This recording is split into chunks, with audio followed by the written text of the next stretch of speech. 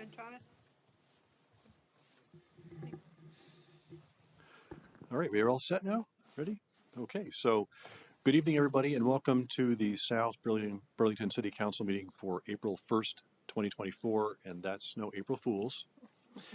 Our first item on the agenda is Pledge of Allegiance. So, Elizabeth, would you lead us? I pledge allegiance to the flag of the United States of America and to the republic for which it stands, one nation, under God, indivisible, with liberty and justice for all.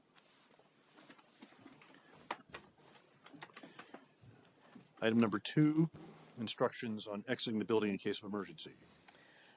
Thank you. So for those in the room, thank you for joining us. If there's an emergency, you can go out to either side of the rear of the auditorium and then turn left or right to get outside.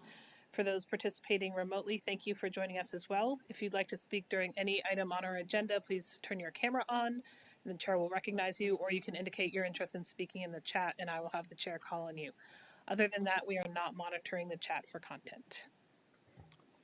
Item number 3, agenda review. Are there any additions, deletions, or changes in the order of the agenda for tonight? I have a question. I'm here with Ben King. I'm Julie Hannigan. We're from the Queensbury Cooperative. Just want to make sure we get to speak to item C under consent agenda for the Queensbury Cooperative. Thank you. We will make arrangements for that. Okay. Yeah, thanks. All right, so no additions or changes. Now it's time for comments or questions from the public for items that are not on the agenda tonight. Are there any online? It looks like that's a no as well. Okay.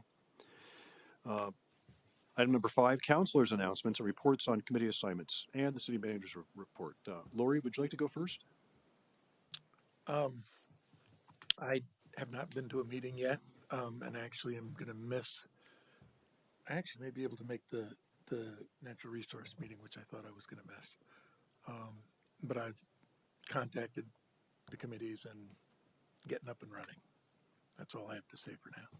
And will you be working the election on Thursday? I believe I will. Good, great. Mike? As with Lori, I did not attend any meetings, but looking forward to working through each meeting starting this week with the natural resources and energy meetings. And also just for the note, I will be in Mount Pelier on April 3rd, but just to make it clear, not as a city council member, but as one of the commissioners for the Green Mountain Transport. They're having some of us go down there, so I'll be there in that capacity, just so it's clear for the record. And I look forward to working the elections on the 4th. Hope everyone comes out. Very important choices to be made. Andrew? Sure. So I attended the Planning Commission meeting along with Tim. I think maybe Elizabeth, you were on as well.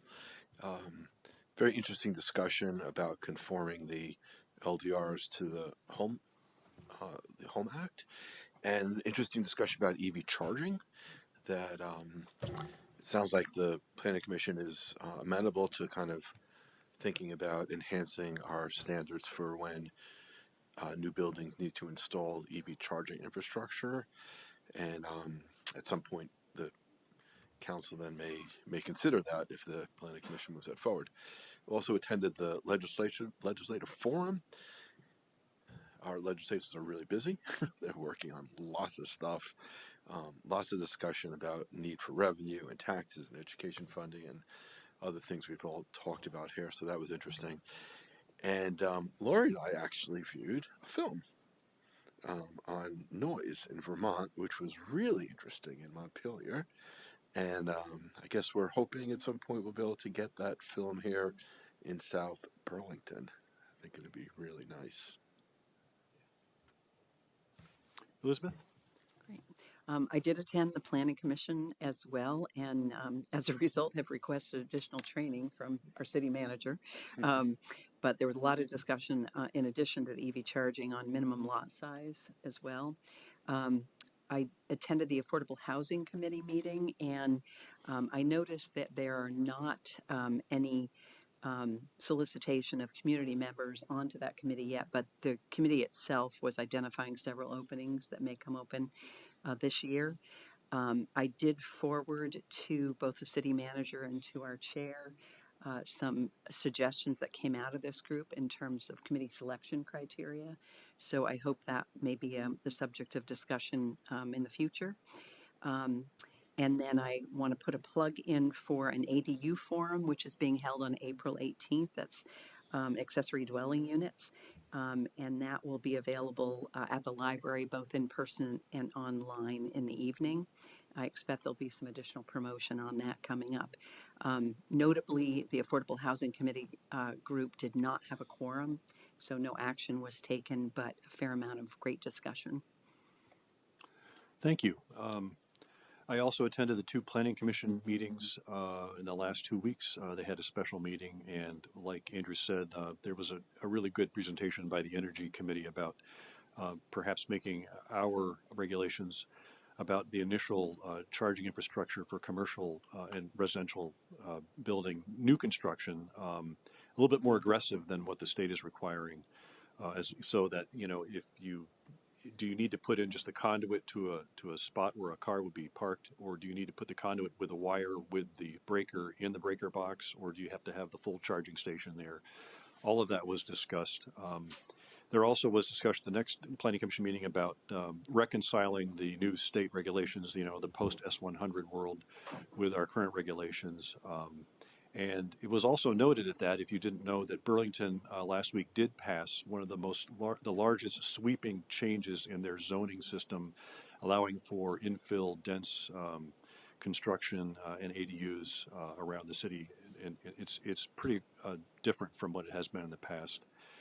I also attended the legislative forum, which was well attended, and there were some excellent questions asked by the public. And I really do appreciate our 5 reps. I think they do a great job. And I just wanted to remind everybody, if you didn't realize, that on April 12th at 10 a.m. at the Baptist Church on St. Paul Street in Burlington will be the funeral service for Sarah Dopp. Just to remind you of that, if you didn't know. I will be attending, and I think other people from the city and council will be attending as well. I also wanted to make a brief statement, and it's directed to the public. I want to talk briefly about public statements by the public about the council and or the city staff. I want to make it clear that the public needs to be careful in public criticisms of councilors and make sure that their facts are correct and that they are not personally motivated. My mother taught me, if you can't say something nice about somebody, don't say anything at all. If you dislike a process or an outcome, you can criticize those, but please be constructive and mature about it, and don't make it personal about the people involved. If you are not on the council or a committee or a task force, please honor the work of these volunteers and think before you speak. If you or others think you have misspoken, please take the opportunity to apologize. Apologies go a long way, and they do help. The city manager and I are always available to talk directly about policy or operations, and we're happy to meet with people individually. And that just wanted to make that statement tonight. Thank you very much. Moving on to item number to you. Oh, city council, the city manager's report. Sorry. Thank you. So we have a lot going on in the city. On Saturday, we had our Easter egg hunt here in City Center. We had over 400 children and families show up to collect candy, which was great. Very vibrant downtown event. And of course, as others have mentioned, on Thursday is the school budget revote. Friday and Saturday evenings is Illuminate Vermont here on Market Street in City Center. Please come and join us from 5 to 8. There are 42 vendors scheduled, 7 food trucks, and lots of music. So it should be a fun evening. And then, of course, it's Eclipse Day next week. So mark your calendars for that too. Your EOC will be set up and ready to go in case anybody needs anything in the city. Tom and his team, who you will hear from a lot tonight, have also secured a fair amount of outside grant funding in the last couple of weeks. So we got notification that a few years ago, Tom put in a request for a congressionally directed spending request of $700,000 for upgrades to Bartlett Bay, and that has been approved and has moved through the federal budget process, which is very exciting. The stormwater team also obtained $600,000 in grant funds for culverts at Butler Farm and another $44,000 for a stormwater project off Kimball Ave. So, great job bringing in non-utility and property taxpayer dollars into those projects. Steve and I also want to share that today is the first day of staffing on the second ambulance. As you remember, that's been a huge conversation over the last couple of years. We hired up for that. We started at mid-fiscal year to ease in the property tax impact. So now that we have our team trained up and ready to go, today is the first day of that operation. While we are able to maintain the minimum of 10 staffing until the new contract is implemented, we will be running that second ambulance during those times. We also have 130 properties registered in the rental registry system that goes into effect this week. Of those, there are 14 that accounts for 1,400 homes, and of those, 16 of those are short-term rentals. So those are off and running. We will start invoicing those folks this week. Just of the 16, how many would need the grandfathering, or how many are owner occupied? Do we know?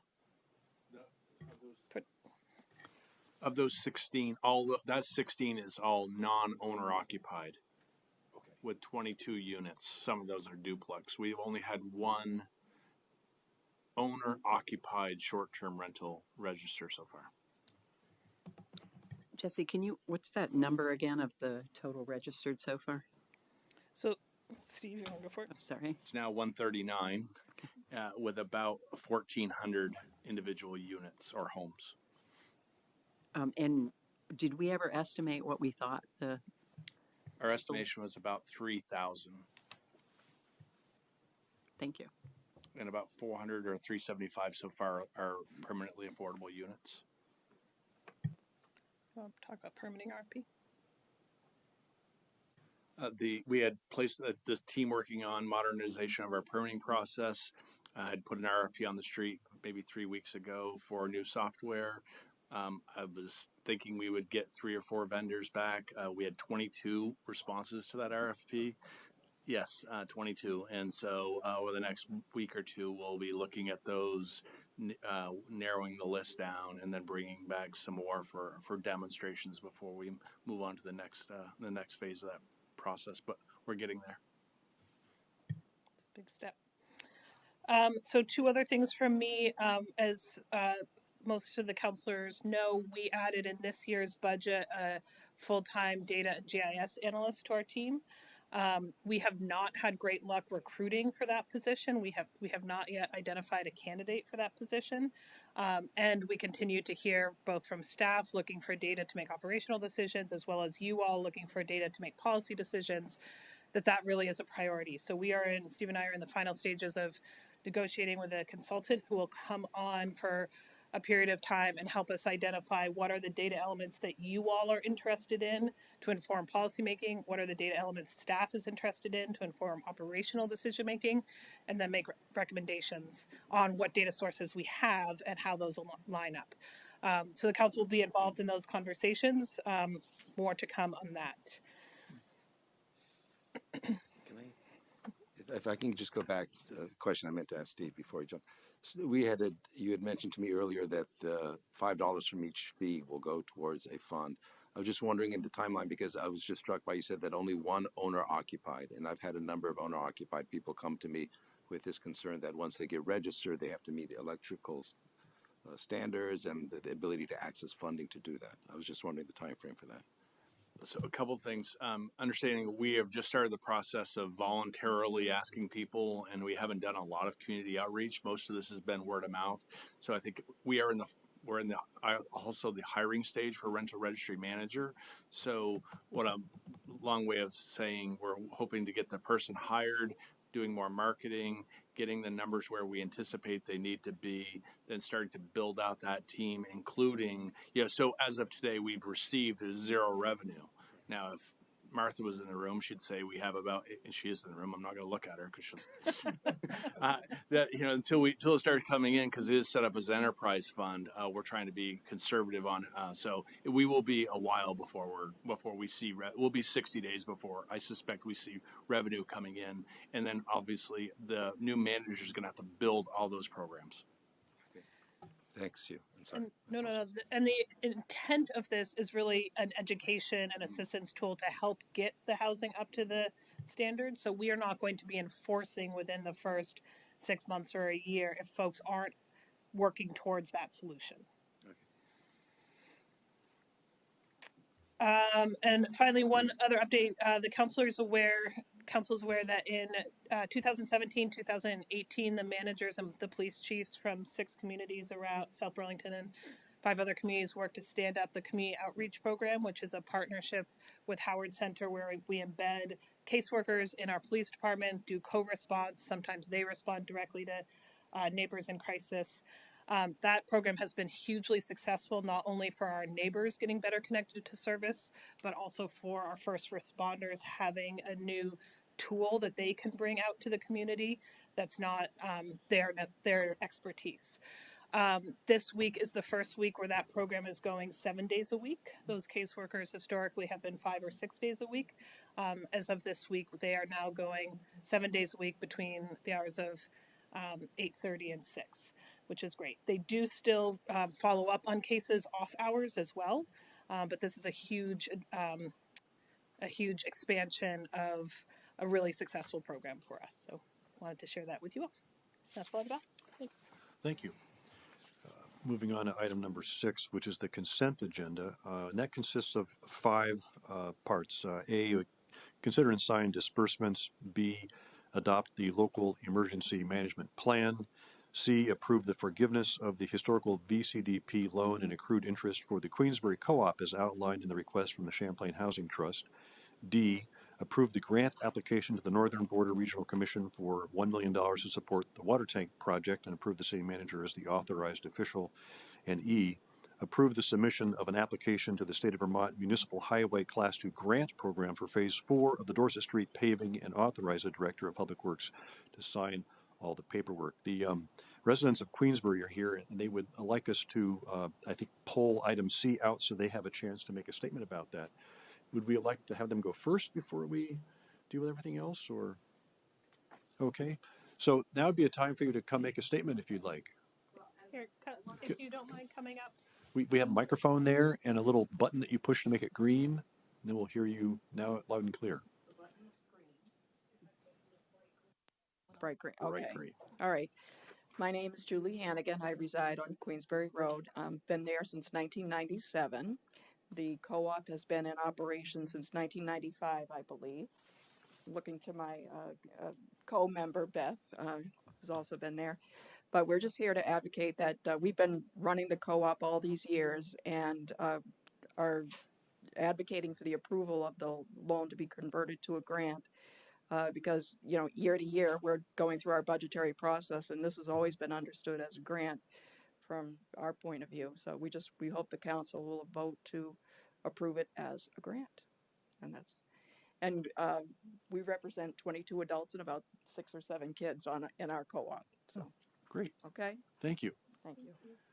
So would the council like to go ahead and have a motion for it to accept all these or approve all these, and then would the city manager like to comment about Queensbury and give some background on that? Sure. Okay. So I'll entertain a motion to approve these 5 agenda items. So moved. I'm sorry, Tim. Sorry, Tim, are you taking the Queensbury one off the list? Well, I was going to, but it was just temporary so that they could make their comments. So I did have some outstanding questions, so could we keep that off the agenda? sure. So let's pull C to the side, and we'll just be approving A, B, D, and E at this time. So we have a motion. Do we have a second? I'll second. So we have a motion and a second. Now, is there discussion about A, B, C, A, B, D, and E? I just have a question on E. So that's great. I hope we get it. I hadn't been aware that we were applying for that. Was that kind of facilitated by the potential delay, or are those two things not connected? Come up to the mic.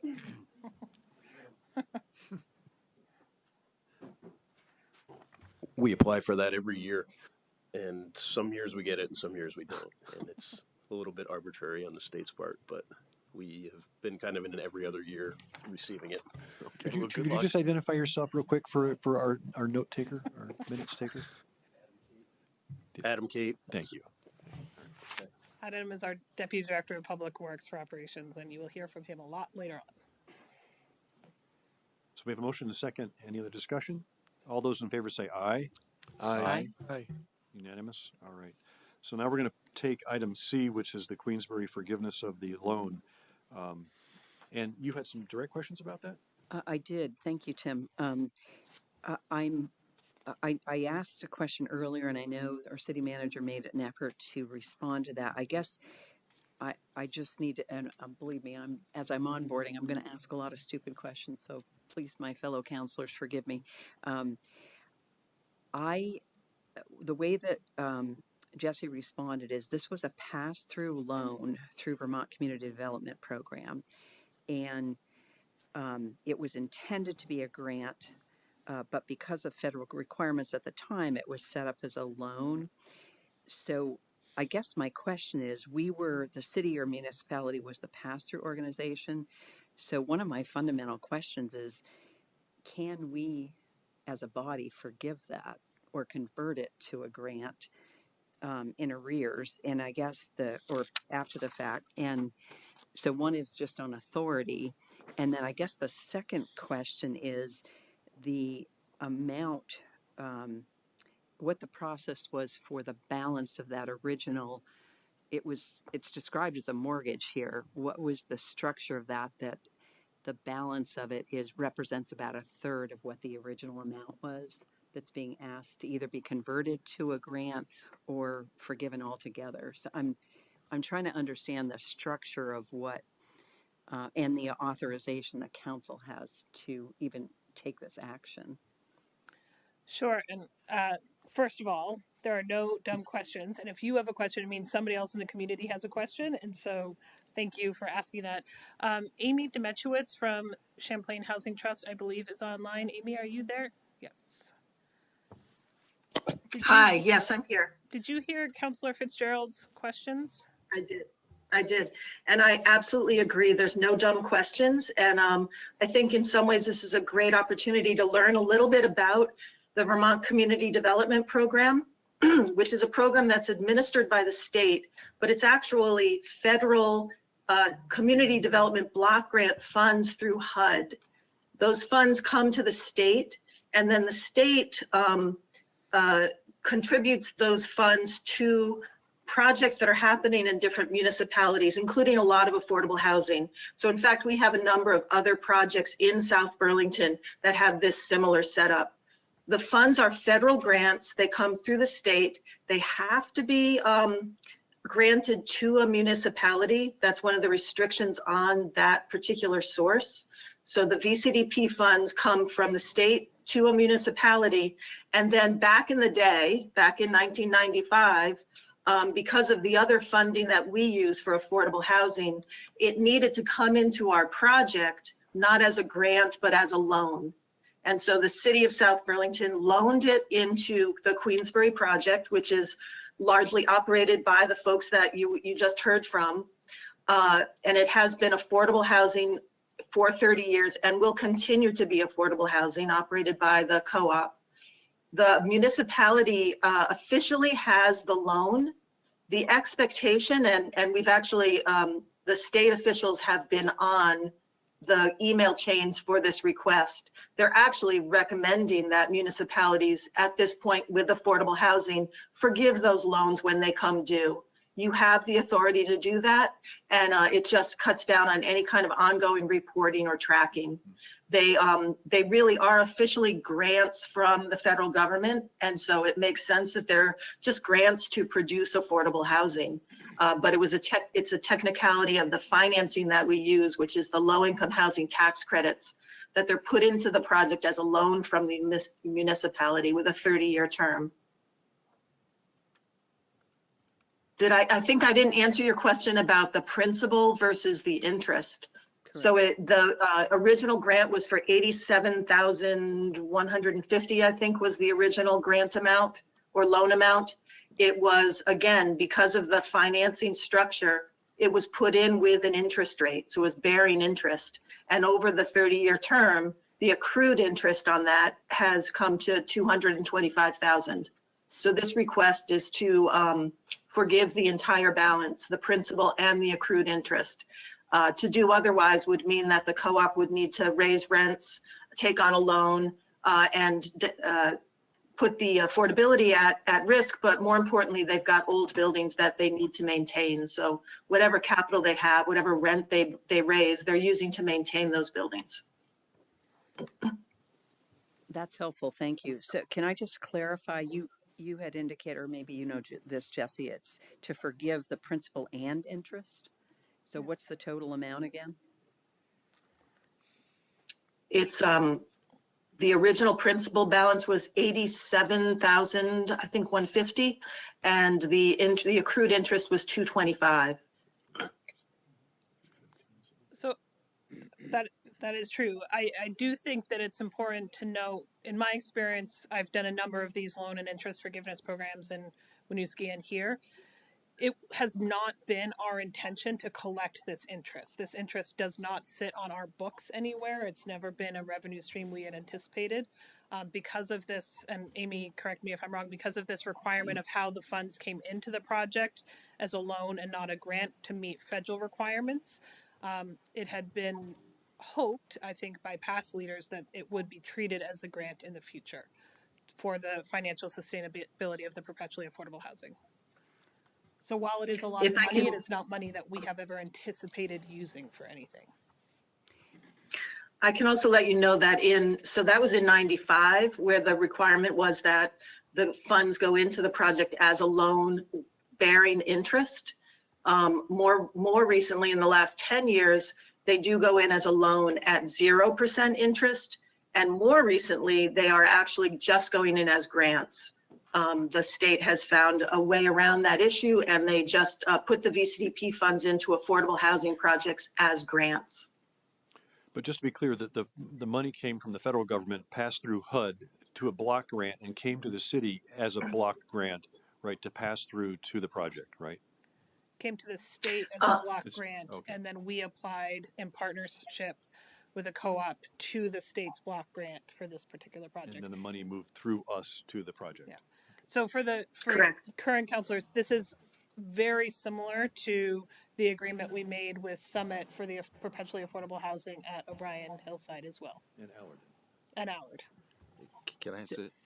I guess my question, this is basically putting the finances in order, and as you said, to stop the requirement for continued reporting on something that it was always intended not to be a permanent cost for the co-op. Do we have other such examples in South Burlington? You've mentioned 2 examples. Is this an opportunity to basically, put a lot of different things in order, or is this sort of the last challenge of arrangement of like this that we have in South Burlington? Because it sounds like if we're going to go forward with it, and I'm predisposed to that, it's a good opportunity to across the South Burlington to basically all affordable housing situations that have a similar nature. If it's always been the case that, as I understood you, there was never the intent of the city to use the funds accrued towards its budget use. That's a great question. I traditionally, how I've seen these come forward is at that expiration date of the grant. I don't know off the top. I don't have that inventory on the top of my head. I certainly could work with Amy to develop that from a CHT perspective. I see our finance director lurking. Perhaps she has a better sense. Amy, do you know while Martha's coming down? I have some sense that yes, there certainly are other projects, and as Jesse said, typically we would wait until the full 30-year term is up. But I can certainly look at that. There isn't any kind of restriction on doing that sooner. So I think it's a wonderful opportunity while you all are kind of thinking about these funds to look at that and perhaps forgive some other loans. And I can certainly come up with our list. Cathedral Square may have some as well, although I'm not sure what else they have. Perhaps at Anderson Parkway. So we can look at that list. Be happy to do that. I can confirm that we do have maybe about 5, or it could be more. I do have to confirm the amount annually for the auditing purposes. So yes, there's a good number of them and different maturity dates. Satisfied? Yes, I mean, to me, again, it sounds like if the intent has never been to, I mean, this is basically a financial exercise that is kept on the books without any intent of ever having it paid back. As you said, now it's being issued as grant at the front end. It would seem, to me, it would just seem to make sense is to use this opportunity to basically put the books in orders for all these communities and give them the confidence and assurance that those affordable housing areas are in good order and do not have to worry about this fund somehow coming back to haunt them. Thank you. So we have item C that would like a motion to approve. So moved. Second? We have a motion and a second. Any further discussion? Can All those in I do want to just clarify. I'm sorry. No, that's okay. I assume there was a grant at the start of this that, again, passed through the city. And for the residents here, this is not about your request. It's really about understanding the financials. I'm sorry. I heard our guest speaker from Champlain say, I'm sorry, Amy, you had said 200,000 on interest, but it's 25,000. Is that correct? I'm looking at the sheet we got that we're looking at. I guess I'm trying to figure out, are we forgiving just interest, or if we did receive grant money, so we're forgiving that as well? Yeah. Well, For a total of 87 plus the 25 interest. 87 plus 2. I thought it was 200. Where is that in? Amy, go ahead. I don't have the exact number here in front of me. I apologize, but it is, we are requesting that the initial grant amount and accrued interest be forgiven. So in your memo to us, Amy, you indicate it's 87,150 for the 18 affordable housing apartments that are there, with approximately 25,000 of accrued interest that was due on January 31st. Is that the? Correct. Yeah.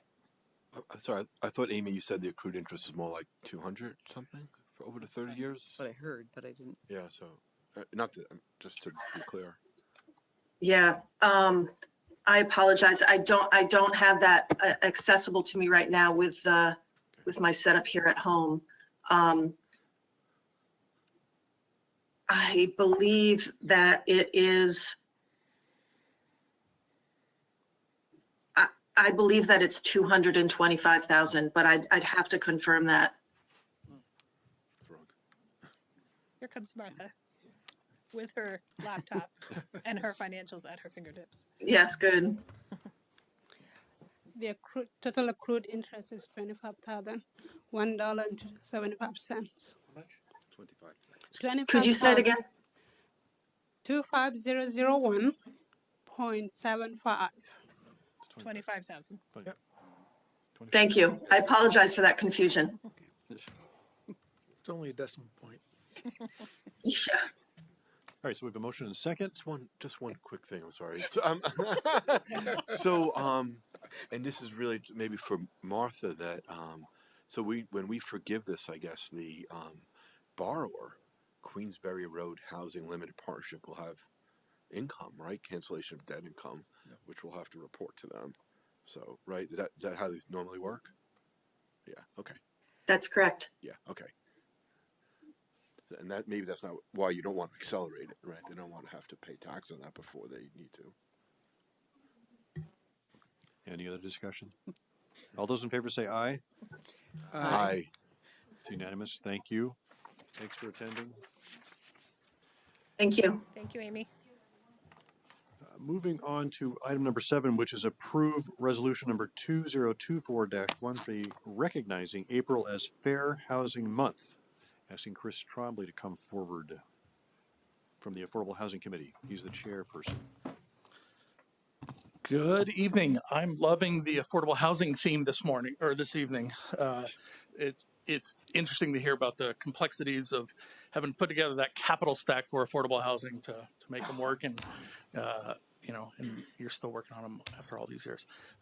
So thank you for the opportunity. The Affordable Housing Committee each year coordinates opportunities to inform the residents of South Burlington about what is fair housing.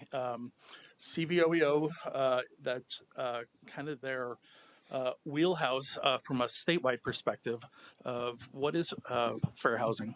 It's the equal opportunity in the rental, sale, and financing of housing under federal, state, and local laws.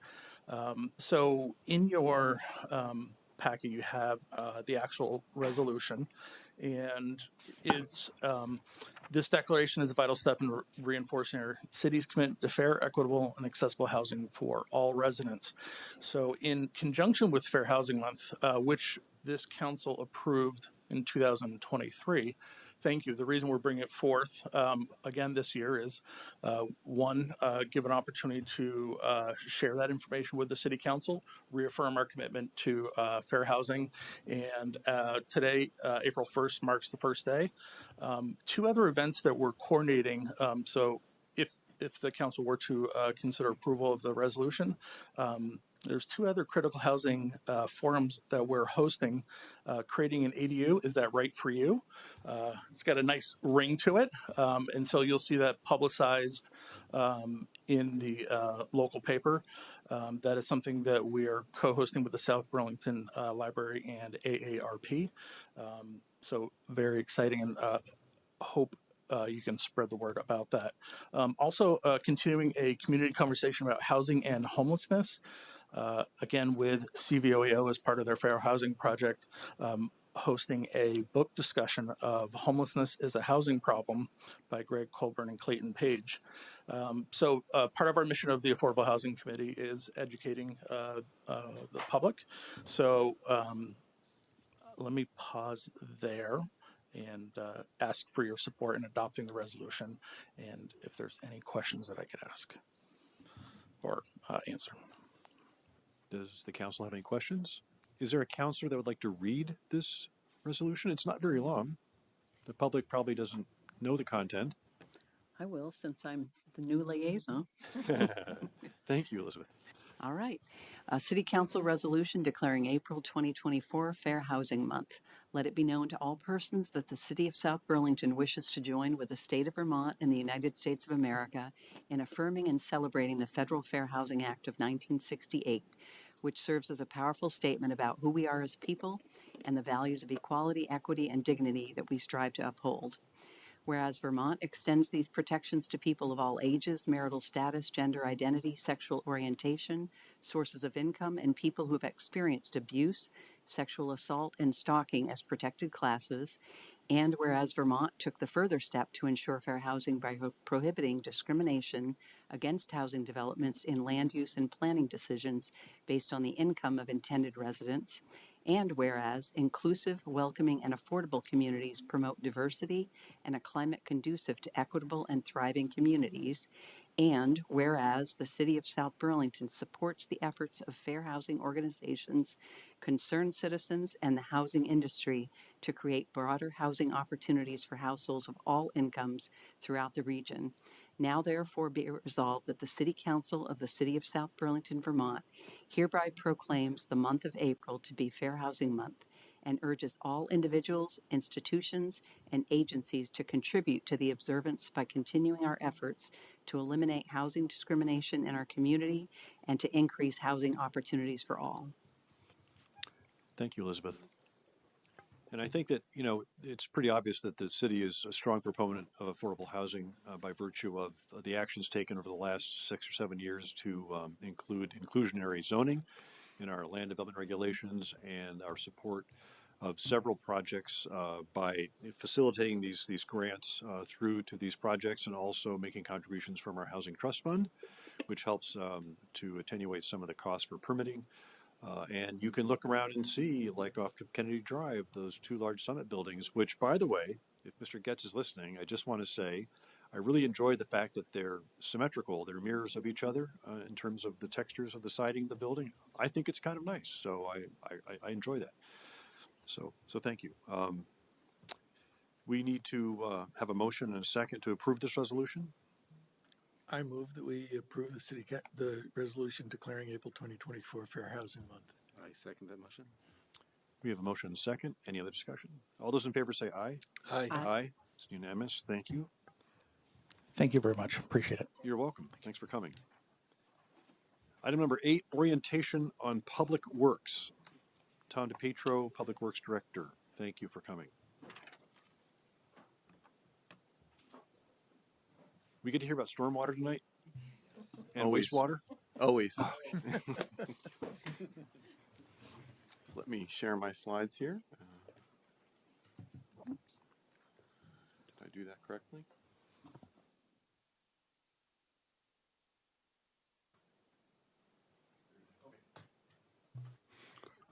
Thank you, everybody, for putting some time on the agenda to hear from Public Works this evening. I'm Tom DePietro, Director of Public Works. I started my career in South Burlington in 2006 as your stormwater superintendent, and have held various titles in intervening almost 18 years, I guess, until about 2 years ago when I became Director of Public Works. So what we have tonight is a series of slides that are intended to be a very high-level overview of each of our different divisions to kind of give you a little bit of a flavor for what we do and kind of how we do it. We don't really dive too deep in anything, but certainly if there's burning topics, we'll have time for questions. We can get into it then. So again, just by way of overview, the Department of Public Works is made up of a variety of different divisions. A couple of those are supported by the general fund. So tax dollars that come into the city pay for those programs, like the highway division, parks maintenance, and our mechanics. We also have 3 different enterprise funds. So those are supported by different rates. So when you pay your water, sewer, stormwater bill, those fees go and support the programs individually. So there's no general fund dollars that go to support those. And we also manage a variety of special funds. And we'll talk a little bit about those as well, Pennies for Paths and Open Space Fund. That is our FY25 city budget breakdown in the pie chart there. About 20% of the larger general fund piece is Public Works. Again, that's the highway, parks, maintenance, mechanics.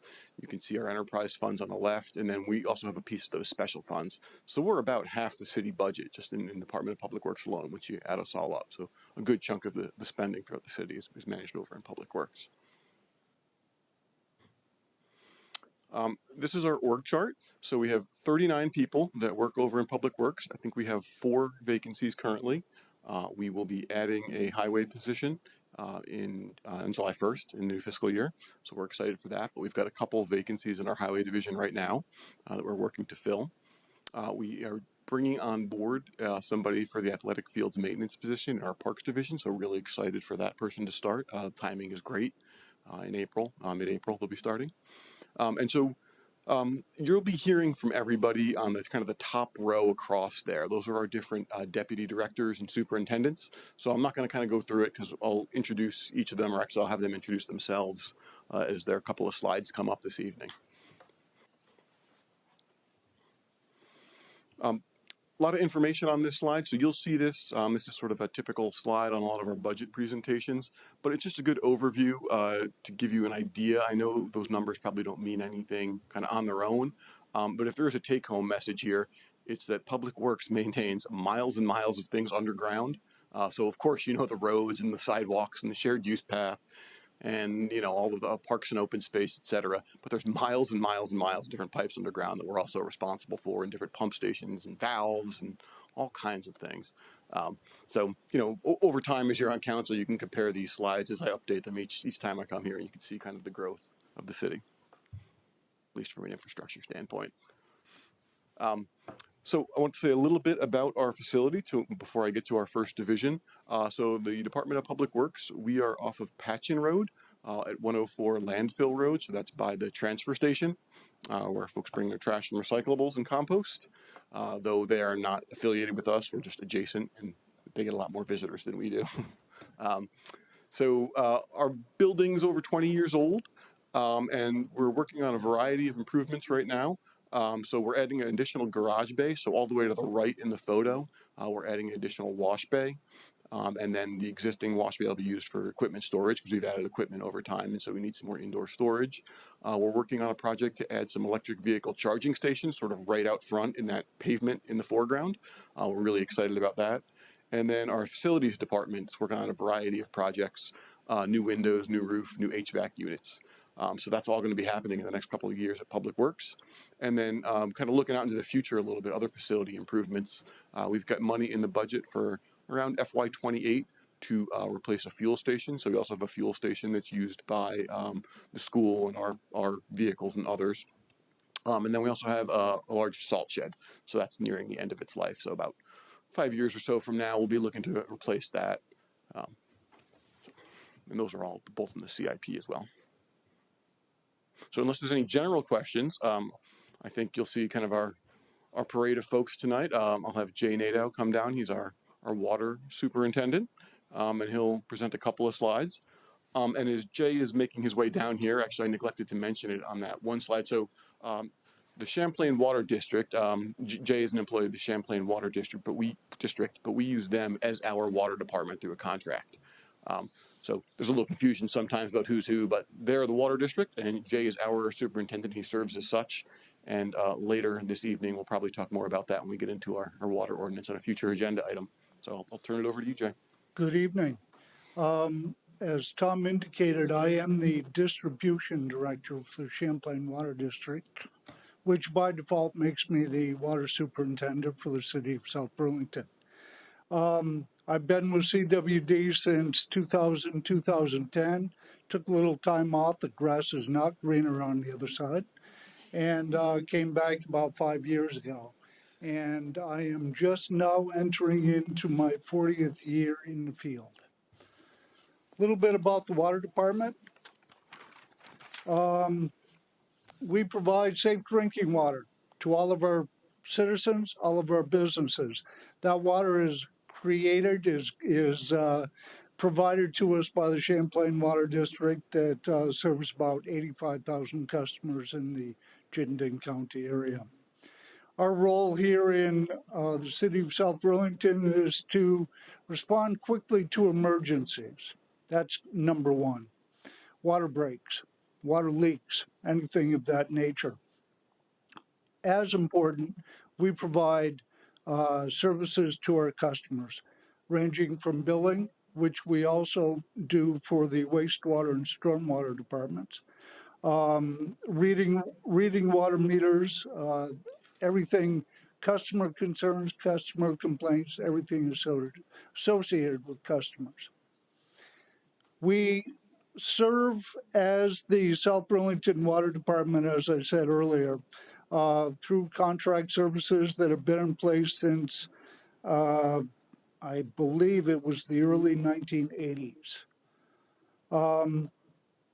We provide, through this contract service, our water operators, our water technicians are on a as-needed basis. Now, that may sound like we're just waiting to find something to do. It's not the case. We have, as Tom indicated, over 2,100 gate valves alone in the city. We have over 1,300 or 1,400 fire hydrants in the city, 125 miles of water main, 6,600 customers. So we've always got something to do, and we're always there. We pick up our work orders in the morning and come back at the end of the day. One of the components that Tom asked to highlight here, project funding. How do we fund some of the projects that are going on? Well, the fact of the matter is, in water, funding is slim. There are SRF loans through the state. Tom did a great job in finding opportunity through the NBRC for the second water storage tank going up. But primarily our funding comes from rates and ratepayers, water users.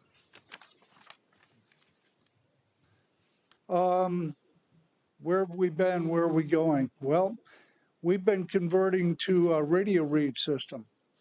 When I started back in 2010, we would have 2000, we would have 2 to 3 readers taking 1/3 of the city, taking about 3 weeks to read the meters. We now read in about a day. We're almost fully converted to radio read. So can I ask how you do that? How do you do that? Sure. The meter, as is in this picture, the meters have a radio transmitter head on the meter itself, or they're mounted to a transmitter on the side of the building.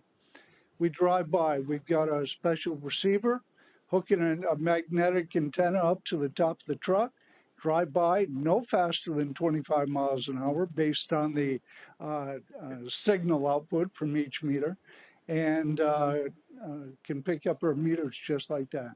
And we've got a heck of a range, almost up to 1,000 feet. Coincidentally, though, if a meter is in the deep confines of a building, we may have to walk right up to it, get out of the truck to get it. What powers those meters? There's a battery on every meter head. It's got a lithium battery with a 25-year life. Oh, Yeah, these transmit about every 14 seconds. And the unique thing about this, it comes into our readers. Our readers download to the computer. There's no one writing numbers, nobody transposing numbers. So it's all automatic. it's better than the postcard I used to fill out in 1992 That's right. A lot better. because it was in the basement. I'm going to date myself. When I started in this field, we were doing walk-bys, and at that time, we would knock on a customer's door to go inside to read the meters. And if they weren't there, we still were allowed to go inside to read the meters. We don't do that anymore. So again, we talked briefly about the second tank that the citizens approved in overwhelming margin. So we've got that project coming up. Some of the ongoing projects that we have, we try to identify water loss. American Water Works Association encourages water systems to have a 10 to 15% water loss. That is, water that we purchase from CWD, we don't sell it all. Some of it is used by Public Works, some of it's used by Fire Department. We use it in flushing hydrants, so that's accounted for. But we want to reduce that unaccounted for water. So we're constantly on top of that. We're currently in the midst of a lead service line inventory program that the EPA has mandated. That program has to come to completion by October 16th of this year. I will say that it's phase one. Phase two is if we find any, then we have to address them and take care of them. I also want to state that I don't think we're going to find any, but I'll come back to that. As I said, we've been upgrading our water meters, and we are working on continuous water asset management programs, which helps us identify aging infrastructure like fire hydrants, gate valves, water lines. A large portion of the city was put in the 1940s through the 1960s. The life expectancy of many of those assets has come and gone. So we have that to look forward to. Finally, some of the things that were emerging issues, as we like to call it. Tonight, you're going to get the opportunity for the first reading of the water ordinance. That was last written by me in 2002. Prior to that, it was written in 1978. So it's high time. That's not true. There have been some improvements in the field, which we are trying to collect in this updated ordinance. The water tank construction and financing, I believe, slated for next year now, but everything's moving ahead with that. And as I said, I've been in the field for 40 years. I'm getting out of the field. So we are going to be hiring my replacement, who of course will hopefully continue or do better, hopefully do better than what I've been doing. Lead and copper rule, we continue with lead service line inventory, and lead service line replacement will come into phase two. We're working on we're keeping track of aging infrastructure and replacement needs, and then we have to find funding for those replacement projects.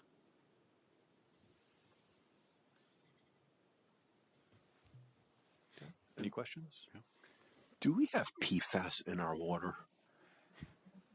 So the short answer is no. Joe Duncan is here. He would be better suited to that. But the short answer is no. Now, one could say, hey, I've looked at your tests and there was a positive. That was we think it was a sampling error. But in general, no, we don't. Any other questions? Thank you very much. Thank you. Great. Thank you, Jay. Oh, one more question. Has the frost gone out of the ground yet? To be honest, we You- didn't get the It frost really didn't, issue. never went in? No. I always know when the tap water gets really, really cold in April that it's gone out, but it's, yeah. We just didn't get it. We got 6 inches perhaps under blacktop, but the lawns didn't get any. So we were doing some fall work all winter. Yeah. Thank you. Okay. Thanks, Jay.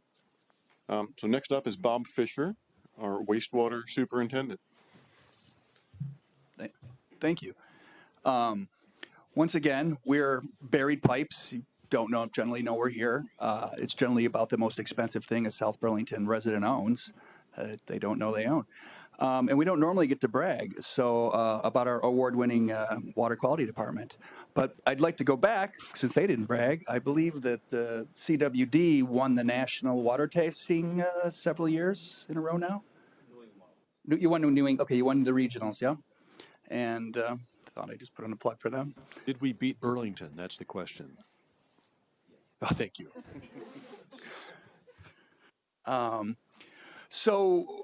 This is really top facilities. This is a top facility, Airport Parkway, basically in the state. The only one to be comparable would be Essex Junction that also produces electricity, but we put out higher quality effluent.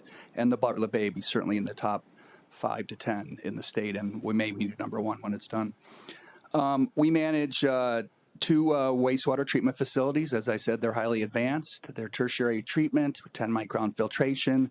We make exceptional quality biosolids for beneficial reuse, and we produce electricity off the methane from the digesters. We have the 2 wastewater facilities, 32 wastewater pump stations, and 3 stormwater pump stations that we manage. I have a staff of 7. And just to give you an idea, that's 8 of us for 2 advanced facilities and 35 pump stations. Burlington has a staff of 25 for 25 pump stations and 3 very primary facilities, and one of them they're mothballing, turned into a pump station. So they'll basically have 2 facilities. So it's a very lean, well-run, long since before I got here. I've been here 8.5 years. And so there was a rate study done a year or 2 ago, and we had about the lowest rates in the state. So it's a very well-run utility. I came here 8.5 years ago, where I served with, at that point, assistant city manager in Montpelier, Jesse Baker. So what we do is protection of public health and the environment. We have 2 federal permits. They are 5-year permits, the renewable and a solid waste certificate. And basically, just to brag quickly on the staff of 7, Robert Belarjan, today his official 40th day here with the city, which I believe by far is the most tenure, and I believe 40th year. 40th year. What did I say? It's his 40th year today, April 1st. He started 40 years ago. We have 3 operators. 2 of them are our most recent acquirers. One of them was the facilities manager for UVM. They're both licensed plumbers. We have a truck driver. There are 5 grades in wastewater licensing, just like there's 4 classes in water. I'm also a 4C water operator. I'm the only water operator there that's a water operator. But for wastewater, the first 3 are grade 1s. Mike is a grade 4, and then the other 3 are grade 5s. Robert, so some quick acronyms here just to quickly. So the trade associations, so at the national level would be WEF, the Water Environment Federation. It's been around since 1928. That's about 22,000 members. At the regional level would be New England Waterworks. NEWIA, New England Water Environment Association. I should know this one. And they had approximately 2,200 members. And these are the top regulators, EPA, top engineering firms, top vendors in the state. And at the state level, there is Green Mountain Water Environment Association with about 300 members. It's a dual water and wastewater association. The city has been very good on professional development. They have highly encouraged it. These are all non-paid volunteer positions, but I'm a former past president of Green Mountain Water Environment Association, as is Tom, and Joe Duncan is the current president of Green Mountain Water Environment Association. Jennifer, my lab director, also is on the board. I'm no longer on the Green Mountain board. And Monica Ingalls from, sorry, what's her last name? Anyway, from Stormwater is the secretary. So basically, a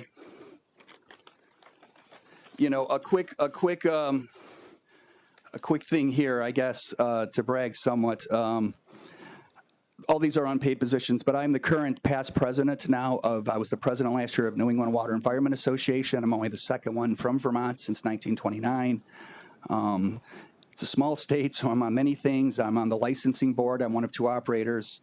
I won a number of awards. The 2015 Government Award for Environmental Excellence. I won the Efficiency Vermont Award that same year. I won recently the American Public Works Association, the Northeast, and the National Awardee for Professional Manager of the Year in Water Resources 2022.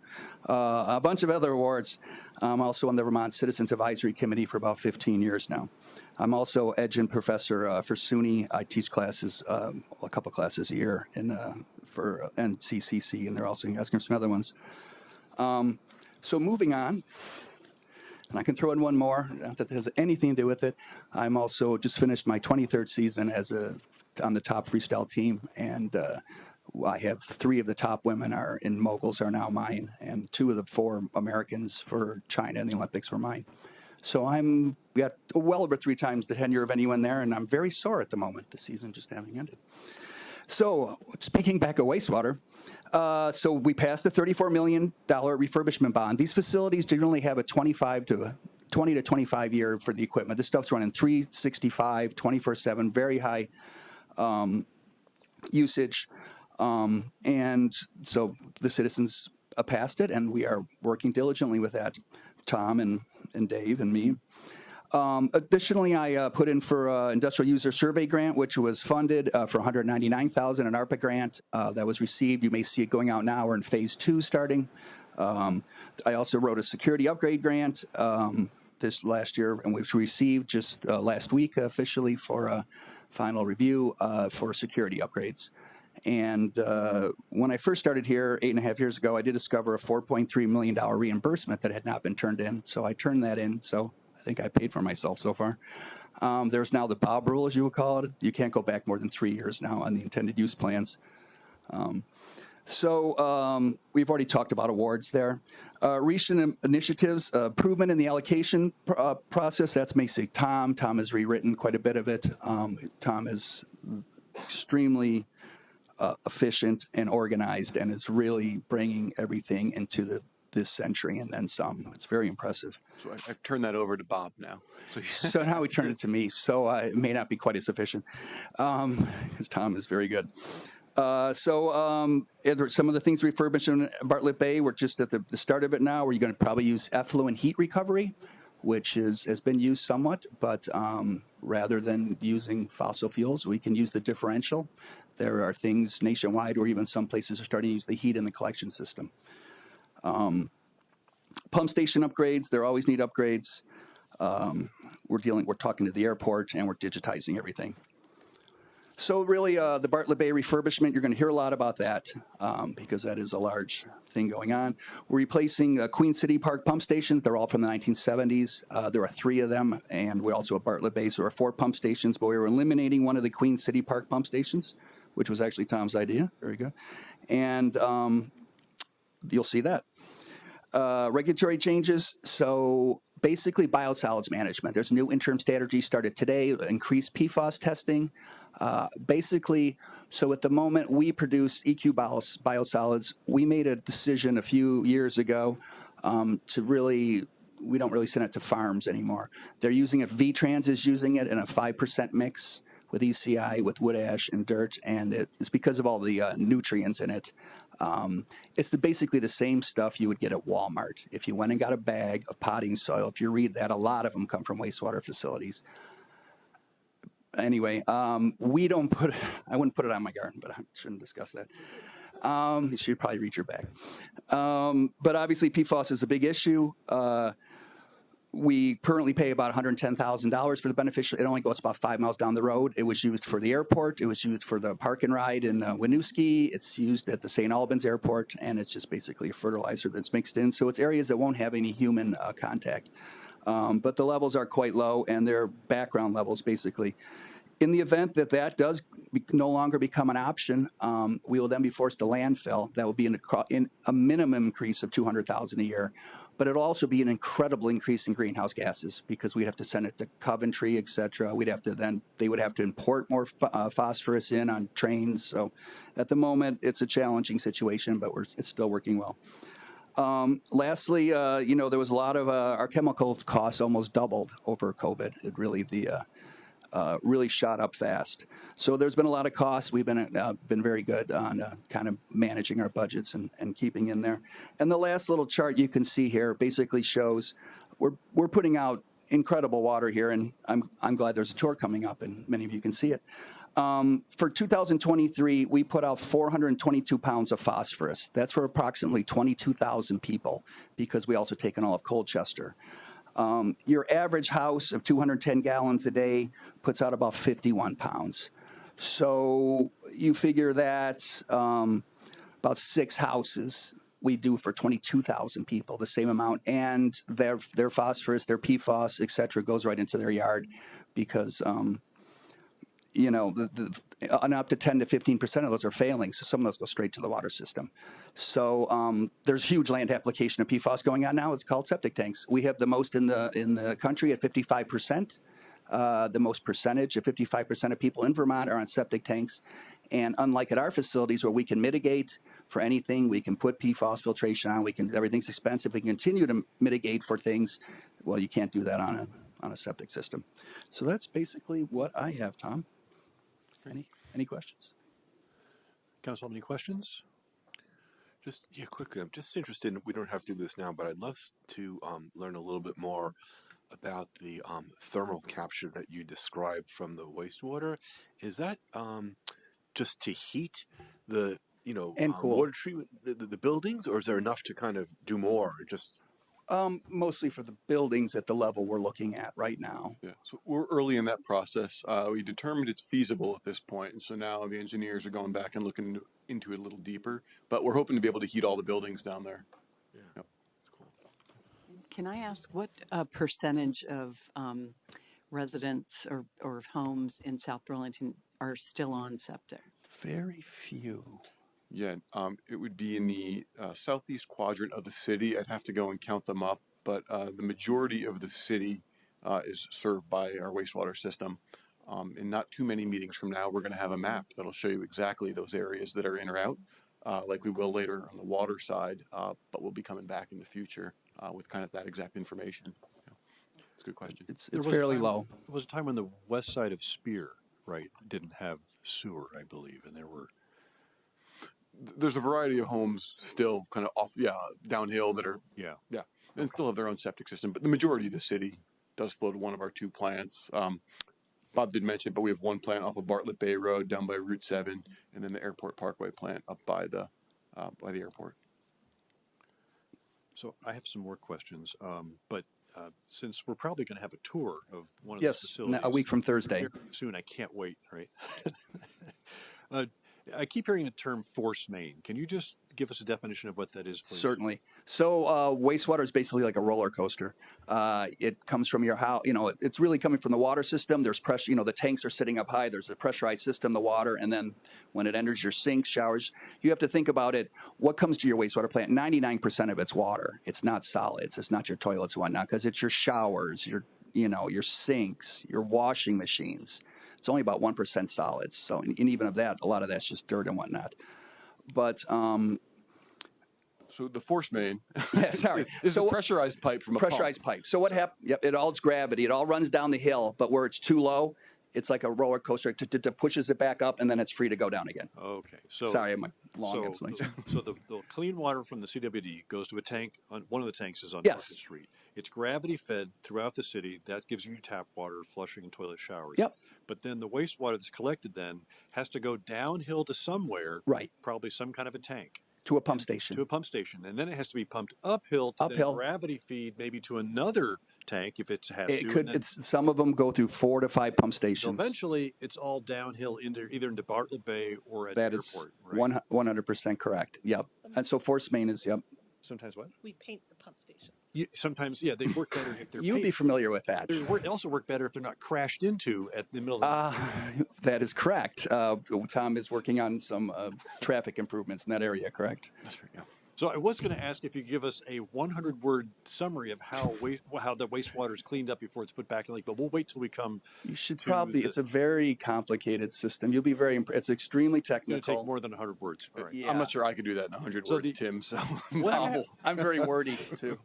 What about the plan to put a generator in the outflow? The plan is still. We have it on the shelf, right, from the engineering firm. At the moment, it wasn't economically feasible, but this continues to increase. Unlike almost any other wastewater, like in Montpelier, anywhere I've been, or Bartlett Bay, it is the lowest thing in town. Basically, in the 1960s, when federal money came around, they cobbed a wastewater plant at the end of the pipes. Airport Parkway is a 104-foot fall down to the river. So, I'm not as concerned about flooding as I was in Montpelier when I was standing there during Irene and whatnot. And that can be used, that gravity, to turn a turbine. Cool. And you just touched on another issue, which is the number of wastewater systems in Vermont that were affected drastically by flooding last year and this year, I think, right? Yes. And then, of course, last summer. And so we're not as exposed to that risk as other towns are, right? That is very correct. Also on the Vermont Warren network with Vermont DEC and Vermont Rural Water. I'm one of the steering committee, which is the water act. It's a FEMA thing, response network. So yes, we don't have CSOs. We have no combined sewer overflows. Unlike Burlington, when it rains, it goes through the swirl system, or even Montpelier that still has, the systems get overwhelmed with water. This is a very solid system. A lot of it's just had to do with age. The fact that, Burlington, some of the pipes are from 1800s. There wasn't many people living here at that point. So as it was built, it was a fairly good system. But yeah, no, we there's 94 wastewater systems, 97 if you count the 3, in Vermont. At least 4 of them were badly. We assisted Montpelier. We assisted several others because we are very fortunate here from our location, and not that things can't happen. I mean, the Mother Nature can overdo anyone. But as systems goes, this is really probably the top system in the state. When I was at Town Fair at the Doubletree last fall, right, for the VLCT Town Fair, I ended up running into somebody that was from Montpelier, and they said, "Oh, South Burlington sent us a couple of truckloads of starter, right? Yeah, if you want basically. to call it that, right, to get the reactions going." So it's a very large. So my degrees are in biology and history, and I was a federal fishery biologist. It's not sourdough. It's Two of basically you are talking. the same. Do other people know what the two of them are talking about? Yes, but I did one quick question. What is the elevation of the Bartlett Bay facility above the lake? Ooh, yeah, that one makes me nervous. level? But it's inland a bit. Yeah, flood level's 100.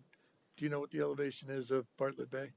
we can follow up with you on that. Yeah. It's out of the floodplain, certainly, but It's out of the floodplain. the exact elevation, I couldn't tell you. 2011 was 103 feet and some inches, and that was the worst that we've seen so far, right? So, the last thing I have. I didn't mean to interrupt the conversation about the sludge. What the sorry. conversation they were having, and you'll hear much more about this on the tour, is that the process really relies on the microbes treating, and when your microbes get flooded out, they have to be replaced. Yeah. So that sludge from our wastewater treatment plant is what reseeded the Montpelier. And we also did Essex after the December flow and assisted with pipe and some other facilities.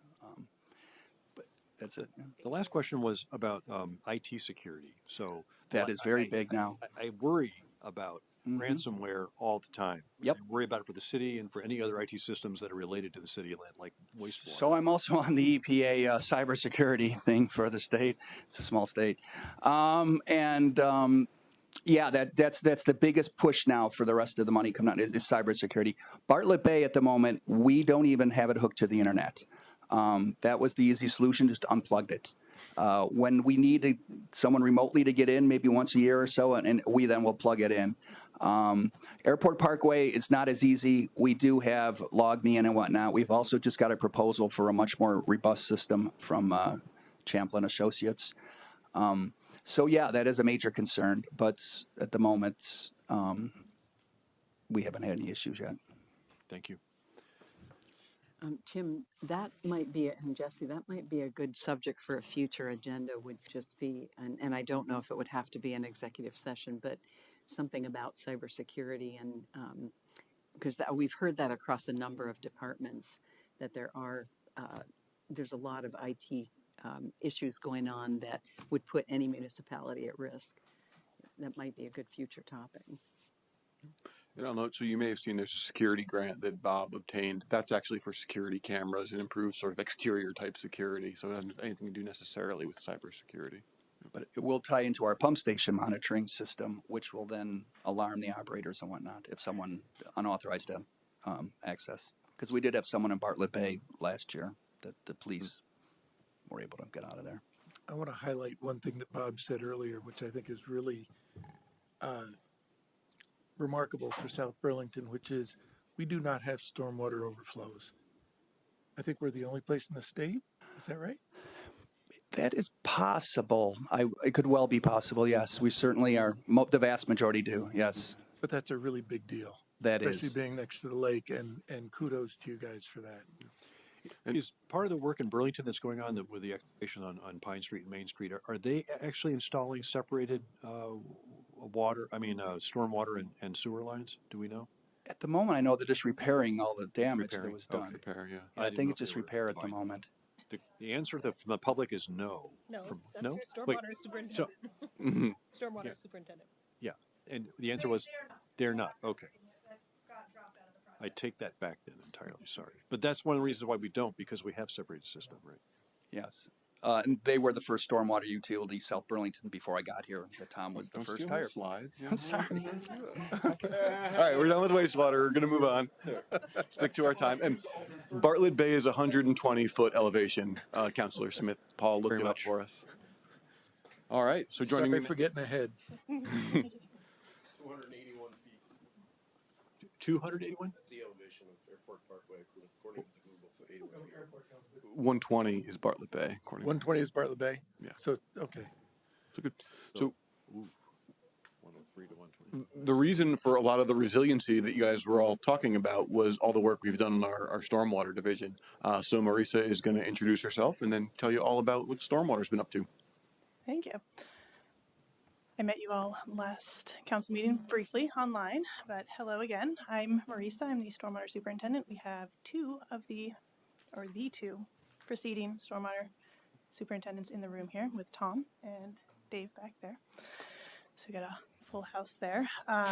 I started with the city in November of 2022, so only been here a little over a year. I came from an engineering consulting firm before that. So a little bit about the stormwater utility. Bob is correct. We are the first stormwater utility in Vermont. The stormwater utility was created in 2005, and Tom was the first stormwater superintendent for the utility. Actually, Tim Grover for a year. But Sorry, I apologize. The main things that we do at the stormwater utility is we maintain the MS4 permit compliance for the city, and that involves implementing our flow restoration plans and our phosphorus control plans. Our crew maintains 93 stormwater treatment practices throughout the city, about 80 miles of drainage pipe, 210 outfalls, and over 3,000 structures. So that would be catch basins, manholes, that sort of thing. We also construct capital improvement projects. That would be part of the flow restoration plans and phosphorus control plan, as well as upgrading existing infrastructure that is aged out or is not large enough anymore. The stormwater utility has 6 full-time staff, the superintendent, the project manager, and then we have our crew made up of our foreman and 3 crew members. The crew's day-to-day operations are overseen by our Deputy Director of Operations, Adam. Funding. We are an enterprise fund. We are the third enterprise fund. You've seen the other two. So we are funded by ratepayers. That is paid as part of seen as part of the water bill in the city. We are not part of the general fund. Our projects and our operations are not funded by the taxpayers. And we have a couple different components. Those would be the operational and then the capital improvement. A couple stormwater successes. So in the past calendar year, we have obtained about in calendar year 2023, we obtained about $1.2 million in grants for stormwater projects within the city. And as Jesse mentioned before, we just found out on Friday that we got another $644,000 in grant money for 2 more projects. All of the projects that we currently have in engineering or that are slated for construction are at least partially funded by state or federal dollars. So none of them are completely funded by our residents. Our main goals right now is the implementation of the flow restoration plan and our phosphorus control plan. We currently have 22 projects in various stages of design and implementation. That will go up to 24 with these 2 new projects. The flow restoration plan is part of our MS4 permit, and it needs to be completed by 2032.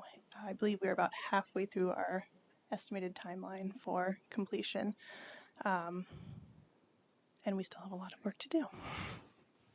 Are those restoration and phosphorus plans related to impaired waterways like Potash Brook, and is Bartlett Yes, Brook another one? correct. Yep, we have a few different stormwater impaired streams in our city. That would be Potash Brook, Bartlett Brook, Centennial Brook, Monroe Brook, and Englesby. So we have 5. Potash Brook would be the main one since a lot of the city is in the Potash Brook watershed. And the flow restoration plans are in response to stormwater impairment. So they're trying to decrease the peak flows in the streams and then also increase base flows. So have a more even flow through the city. So the idea is to cache stormwater during large events, right, into small ponds or whatever, right, and give it a chance to flow out slower, maybe to another pond, eventually to a tributary, to the the major brook before it hits the lake, right? Yeah. When it's in those smaller ponds, is that another opportunity for other things to be removed from the water, like sediment or volatile organic compounds, or? Yep. So all of these stormwater treatment practices in the city have a couple components to them, one of them being the flow control, which you're talking about, and then there's also the treatment. So stormwater treatment practices in Vermont are mostly targeted towards phosphorus removal, and that's part of our phosphorus control plan. And we all have seen and heard about the algae blooms in Lake Champlain. We're trying to do something about that. So all of our stormwater treatment practices have some mechanism of removing phosphorus depending on what it is, whether it's adsorption or other things. And then most of them will also have a pre-treatment component, such as a forebay or swirl separator, and that's where the sediment gets settled out of the water before it actually goes into the other treatment part of the system. So it's easier to maintain pulling the suspended solids out before it goes through the treatment. Okay. On Nolan Farm Road, I've noticed that there was some a change that was made 3 years ago, and I think it's on the north side, right? So the water travels in one direction, and then it takes a turn and it comes back in another direction, sort of like in a serpentine arrangement to try to get a slow grade as it travels through probably a lot of plant materials and things like that. So that seemed innovative when I first noticed it, and it's pretty cool. Yeah. I'm sorry, really quickly, Bob Fisher, before we change the picture there, I just wanted to point out that's Montpelier, actually, and that's Adam and during floods. They also assisted. Yes. July 10th. Yep. July 10th flood. In addition to seeding the wastewater treatment plant, we also sent our crew down to help clean up in Montpelier, and that is our street sweepers. So just to follow up on some of Tim's questions, do we have metrics on the streams and whether they're getting better? Is there progress, I guess? And do we have projections about when they may no longer be impaired, if that's the goal? such a good question. The state had a model that the entire flow restoration plans are based off of. It's called the BMP DSS. It was on a single machine that broke. So that model, we can't access it anymore. So as of right now, we can't make a determination on how our flow restoration plan is actually working for going into the future with implementing it. The main thing that we're looking for is when the aquatic organisms come back, though, if we're talking about in the stream, real world. We want to see the aquatic organisms that we've lost return to the streams. Salamanders. And do we monitor that? Do we go out and check? Is that So the state of Vermont goes out and does that. I'm not sure what their schedule is. It was every 3 to 5 years. I don't recall offhand when the last time they came to our neck of the woods was. And then just related question in terms of the lake, the cyanobacteria. Are there projections? Like, do you have a sense of, is that going to get better or worse? Is all this stormwater, mitigation helping? What time frame? So, I'll jump in on that one. So that's a complex issue, and there's a number of different pieces there. It's not just stormwater, right? It's also wastewater and agriculture. I would say residents in South Burlington have a right to be very proud of the contributions we make towards the phosphorus reductions. Between that chart that Bob showed you about the phosphorus that comes in and is removed, the millions of dollars we've spent on our stormwater treatment systems, and the millions more to be spent, we're really making great progress towards kind of the individual goals for the city that the state has set. But on a statewide basis, they do an annual report card for the lake. So I might kind of send you to look at that. But weather's so variable, and sometimes we have a huge storm and a big flood, and the amount of phosphorus that gets transported to the lake in just that one event sort of eclipses other efforts at times. So it's a complex question. Yeah, the sediment plume from the July 10th flood did a lot to negate what we do. All right, emerging issues. The state came out with a new MS4 permit in 2023, so it's similar to Bob's permits. It's on a 5-year cycle. It is a NIPD's permit as well. And so we are now covered under the new 2023 MS4 permit, and there are a couple updated requirements that come with that, and so you will be seeing a couple new things in the ordinance when that comes to be updated, and our ordinance is combined with these wastewater ordinance, so that'll all be coming to you at once. The other big thing is we are now the proud owners of chloride impaired streams. Chloride impairment is road salt, and we have currently from the 2022 list Centennial Brook, Potash Brook, and Anglesby are chloride impaired, but we have been told that when the 2024 list comes out, Bartlett Brook will also be on that list. So what that means with the new MS4 permit is that we are now required to have a salt reduction plan for our municipal operations. And so we are required to reduce the amount of road salt that we are using in chloride impaired watersheds. The good news is they have not defined an exact amount that we have to reduce it, and the even better news is that Tom and Adam have been working for over a decade to reduce the amount of road salt we use on our roads. So we are actually already very much at the forefront of keeping that number down. The first chloride TMDL in Vermont is in the approval process. That's for Sunnyside Brook in Colchester. We are expecting the state to begin working on rolling out TMDLs for our impaired streams in the coming months and or years. So once those come out, we will know more about what we need to do. Quick question on that. So is the chloride impairment exclusively related to road salt? It's salt applied to any impervious surface is how I would describe it. So people see our trucks out there applying salt, right? That's what you want them to do for public safety. There's also a private property component of that is quite large. So I can't remember if we have slides in Adam's presentation about how we regulate and have worked to reduce our salt. You don't necessarily see that in the private sector, right? Because they're concerned about liability for slip and fall type things. So there's a lot of education, a lot of outreach to be done on this topic. And then it's again another complex topic because without some sort of protection, my opinion, for private property, they don't have necessarily incentive to reduce their use, right? So I think one of the first things you'll see in the coming years is educational materials sent out by our stormwater folks to private property owners across the city to kind of at least try to teach them to use less and get the same result. It's an excellent point. And New Hampshire has a model for training private operators, and that then theoretically reduces their liability for slip and fall risk. The state of Vermont is looking at that, but I don't know. We don't know what they're going to end up deciding. In the Sunnyside Brook TMDL, they did acknowledge that they have no mechanism right now to incentivize private property owners to reduce their salt use. So, yeah. Is South Burlington looking at or moving towards using liquid application of chloride? We already do. Yeah. Yeah. We, do we call it pre-treat or pre-wet? The salt pile. We pre-treat our salt. It Yes. reduces sort of the bounce and scatter. So when you drop that individual salt crystal, it doesn't bounce off the road. It's a little stickier. So that allows us to use less, right? Because the salt stays where we want it. You can spray it at the spinner. You can pre-treat it in the shed. You can just spray directly on the road. You may have seen V-Trans do that in the past.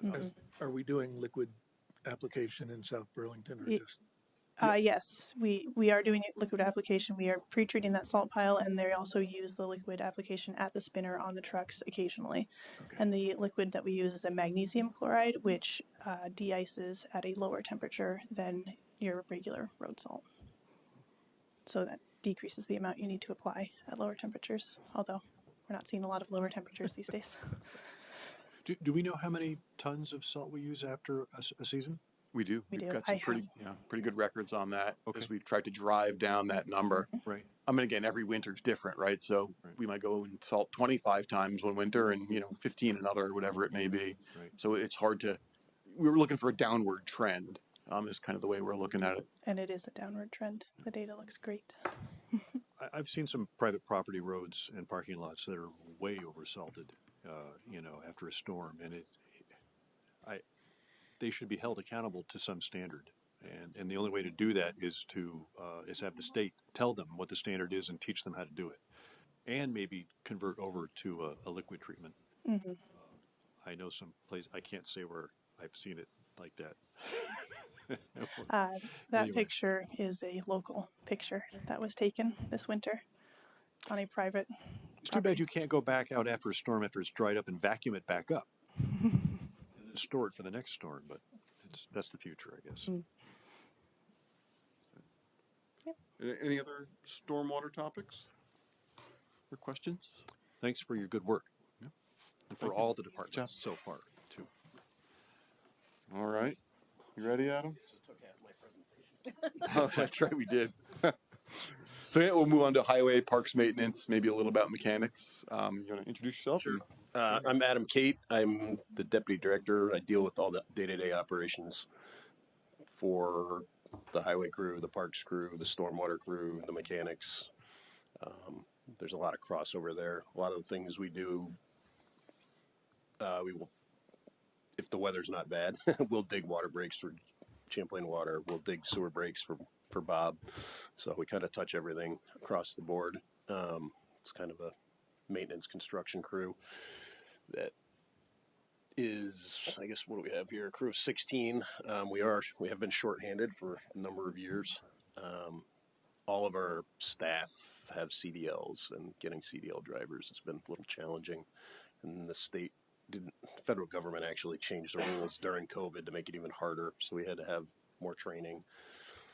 It's really maybe a misnomer and maybe a little bit more aimed at like cross-country truck drivers rather than municipal drivers. But at any rate, we have a trainer in-house now, so we're getting through that. We maintain all the sidewalks, the roads, shared use paths, the traffic signal. That's an evolving technology, I think, as we've learned with the whole Dorset Street project. That's going to help us a lot. We're looking forward to that. A lot newer stuff that's not on span wire. Span wire stuff was old and gets banged around a lot and catches on fire and stuff. So, literally, we continue with our paving this end of this fiscal year. We'll start the Dorset Street project, which will be phase 4.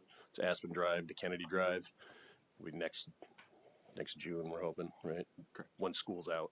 It's right in front of the school, obviously, and the fire station. So we'll have some challenges there, but we'll figure that out. We do all the right-of-way permits through our office, so that Tom's insisted that we do a better job on that, and we certainly have.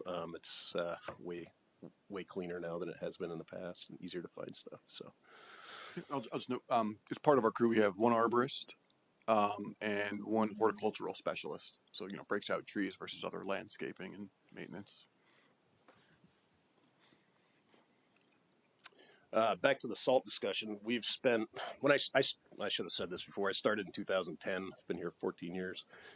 When I started here, the way of dealing with snow was basically put as much salt on it as you could to make it go away. We've changed that an enormous amount, and we've now tried to reduce the amount of salt used by every operator. We track every truck individually, can track the rate in which they use it. Kind of became a good mechanism for create a little competition to get the operators to actually reduce their salt use, because we do a graph after every storm. You can see how much you used. Typically, in terms of how the nomenclature for what we do, we apply X number of pounds per lane mile. Now, you'll notice that slide on the bottom. That's 3 lane miles. You see those trucks driving, okay? Because they're each taking up a lane. So they'll each use, hopefully, we've gotten down to 150. Again, when I started here, commonplace was 500 pounds per lane mile. So if they drive 1 lane mile, we want them to use 150 pounds of salt. There's some variables to that with temperature and stuff, and then the liquid has been a great addition in terms of keeping the salt on the road, as Tom mentioned, with the bounce and scatter, but also it lowers the eutectic temperature. So actually use it as colder temperatures. Regular rock salt doesn't really work that well after 21 degrees. Is that the Salt Saver plow? Yeah, the top screen. So that's that's where I was going with this. The mentality has evolved, and it's become more about mechanically removing the snow. So what you see on that truck is one of 3 or 4 that we now have. It's basically a second plow behind the initial plow, and it's got a number of fingers. It's kind of like a York rake, but it allows them to get down into a lot of the uneven road surfaces and stuff, and it adds an additional level of scraping. They've reduced the amount of salt. They bill it as a salt saver, the company. It does, but it just does a wonderful job of removing the snow. So we have invested in that, and that's something we'll continue to do. The operator buy-in was very quick, which is sometimes in this business not the easiest thing in the world. And the guys, like I said, the operators, with that little bit of competition, trying to get the salt use down, we've increased things a significant amount in that area. So continue to be proud of that. I know we are. I don't know of anybody else in the state that does it to the extent that we do. And all these other people will tell you that have witnessed what we've seen, including the truck manufacturers and stuff like that. They always comment on, the lengths we go to get the right equipment and stuff like that. So I'm also in charge of the fleet and purchasing the fleet. So those real life experiences make it pretty easy for me to apply to what we're actually buying. Probably drive some crazy with my single source requests, but that's how we get here, I guess, some days. We have hired another ball field employee this year. Traditionally, the ball fields have been taken care of by a seasonal, where we've made that a full-time position this year in response to some increased needs in the parks. Looking forward to that. That person will start next May, or the 15th of next month. This month. Yeah, this month now. It is the first. Also looking forward to the possibility of putting electric vehicles into use when we expand our facility. I'm all for it for the smaller vehicles. Look forward to doing it. Swapping out a bunch of, these kind of, I call them runaround vehicles, just a truck, like a supervisor truck that doesn't have to have the ability to push or power or stuff like that. Just get from A to B. So I think we'll be doing that robustly when we switch over. Before we go to the other slide, can I ask you something that I saw on there that really intrigued me? The PCI. Because I just explained a little bit how it works. Because I know when I was going around, you have different communities that say, you know, why is my road not being addressed in the other road? And if at least as I read it here, that you make data-driven decisions, which is fairness. No one had a problem with fairness. People are just trying to understand how the decisions were made. I think this would be a great thing to highlight, to send out, because I think that creates a sense of everyone is being treated equally and the same. Sure. In full fairness, Erica is the guru on that. We've usually we know what roads are bad, so we can be like, hey, I know we've filled 5,000 potholes in Dorset Street, so I know we need to deal with it. But Erica can speak to that much because more I think cleanly than I can. I'm sure you know it's bad, but there's always the perception of why did you choose? Oh, absolutely. Why? So I think the ability to advertise to the public how these decisions are being made, I think creates a sense of, okay, every corner of the city is being treated and it's fairly.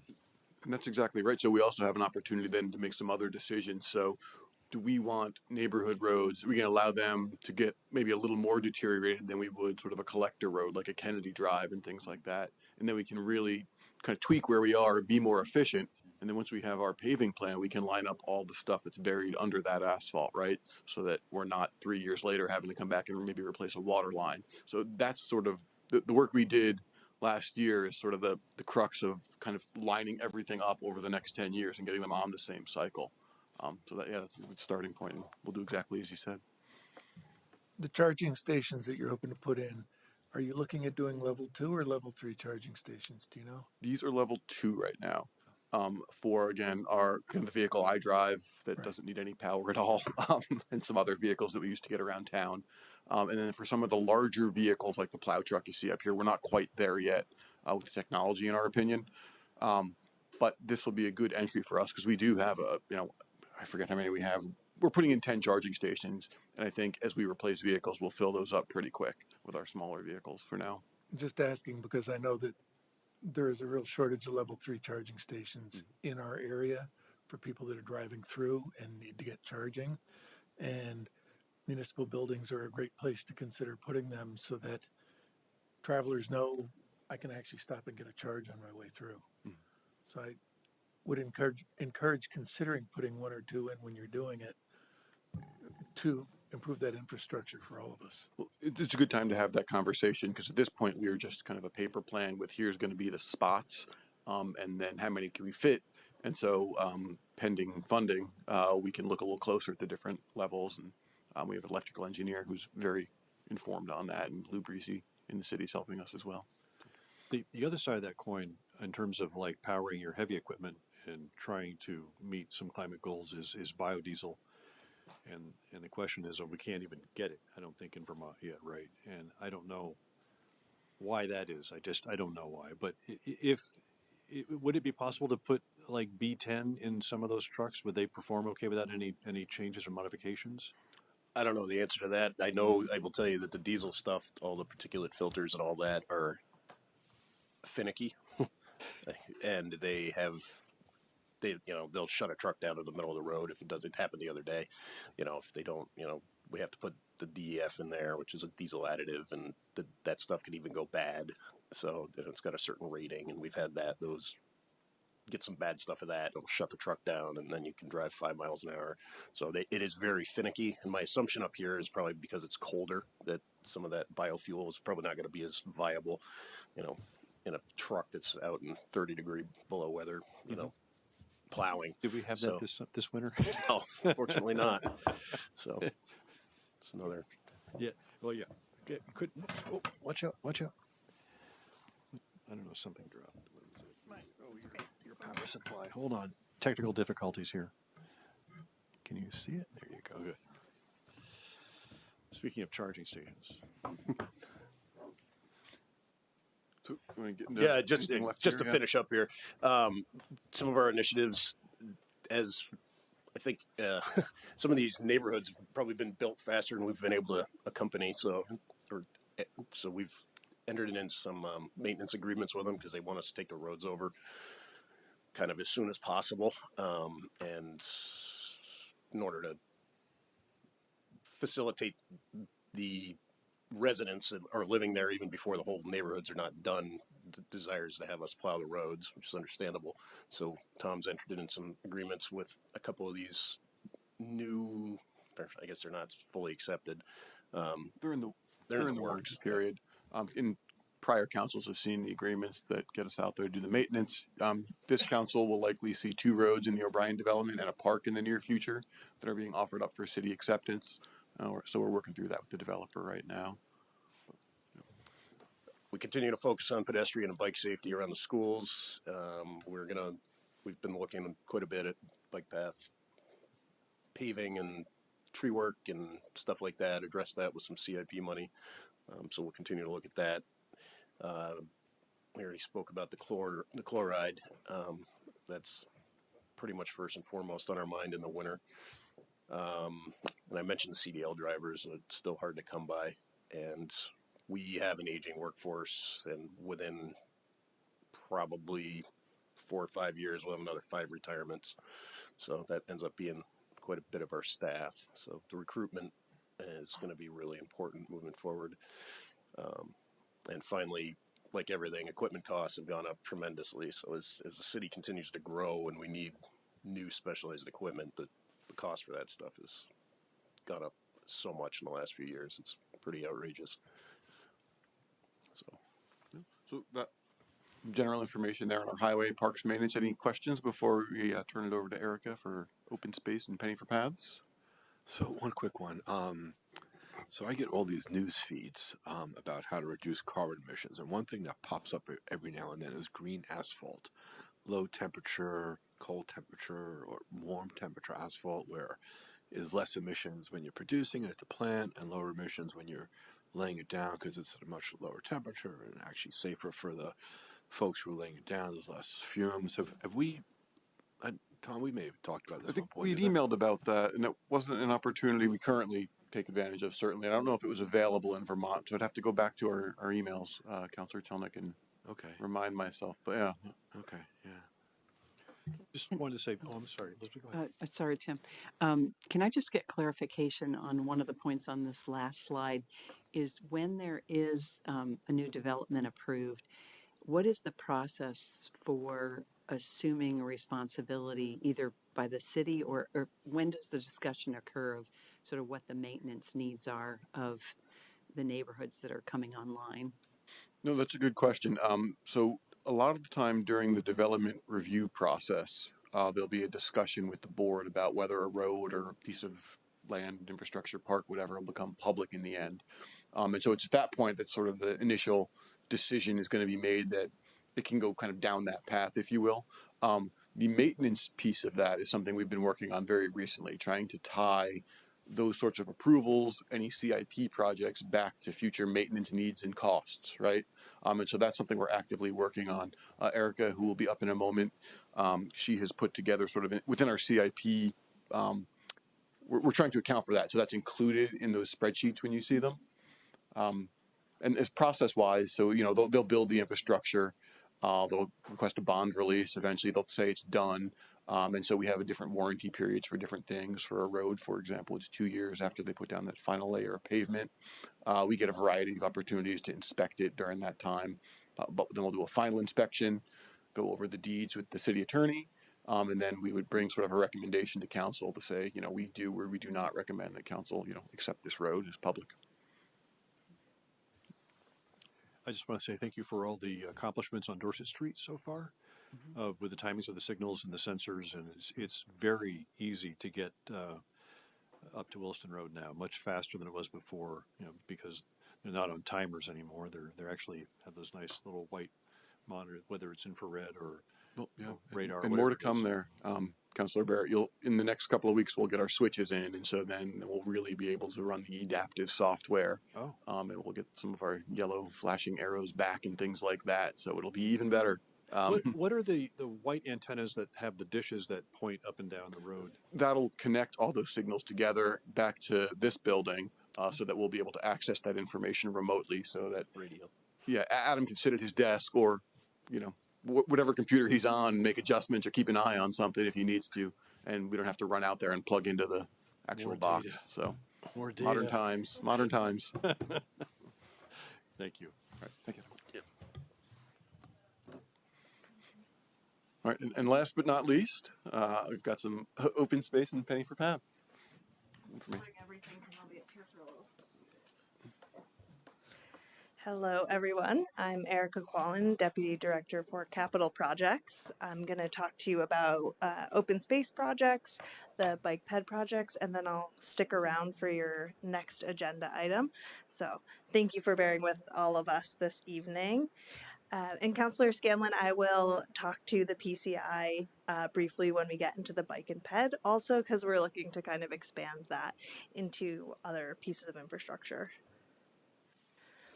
So the Open Space Fund is one of our special funds in here, and it is split into half cents. It's a 1 cent tax revenue, and it is split in half, and I am managing one half of that cent that's designated for improvements within the 3 parks here: Red Rocks Park, Hubbard Recreation and Natural Area, and Wheeler Nature Area. Mr. Paul Connor has the honor of working with the other half cent that's designated for land acquisition. Eric, I'm sorry, it's a half? I thought it was 5%. The 5%, yeah, it's changed many times. So half cent is designated for improvements in these specific parks, and then there is a 5% piece that is for maintenance in our parks and open space more generally. 5% of the half cent, is that? Yes.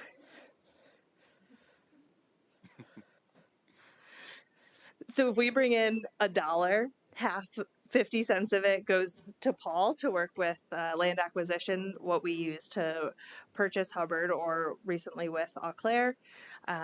Another half cent is to be used for things like we had recent trail improvements in Wheeler, upcoming improvements in Hubbard, and also Red Rocks, and that gets 45 cents.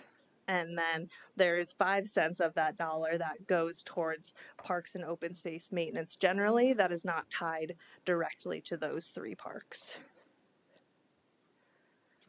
Dave Wheeler and I spent about a week trying to figure this out with graphs on my whiteboard. So today I'm gonna be primarily talking about what's going on at those 3 parks and open space. First, she's not here tonight, but a big welcome to Silken Kirshner, probably the biggest success of 2024 so far. We welcomed a new team member, a new project manager for both transportation and open space. She joined us from the private sector and has just jumped right in. You'll see a lot of her with Adam Math for the 3rd item here of the Open Space and Parks Master Plan, which is a really exciting new effort that I believe you're getting a presentation on fairly soon. Maybe just your next meeting, yeah. And another exciting piece here is that Wheeler Park, we have been working on a conservation easement for a while there, and we're getting close on the one at Wheeler Park, so that has been really exciting there. And that leads into what is really one of our biggest emerging issues, is how we balance conservation and development, and even within the open space area of where things for active recreation, like a ball field or a playground, compared to what you're seeing in the picture here at Wheeler of real open space. And how can we balance those needs, make sure they're done equitably across the city? We have limited space and limited resources, so how can we allocate that appropriately? And the Open Space and Parks Master Plan is really one of the ways we're going to try to figure that out. Bring in a good consulting team and work closely with the public to figure out what some of our best options are there. And then 2 real boots on the ground things here is that we are moving towards bid and construction for trail improvements at Hubbard and Red Rocks. So the previous council had had a few different discussions that I had set up here about Hubbard, and so what came out of those discussions, that shared use path on Hubbard is moving forward with a lot of, as many of the elements that we had in that motion from council as possible. And Red Rocks, this is a very large stormwater project more than anything for trail improvements, improving the outfall at the beach, improving drainage throughout the park so that the trails can stay in as good of condition as possible. Any question on open space? We've gone way over time. I'm going to try to keep it quick for you.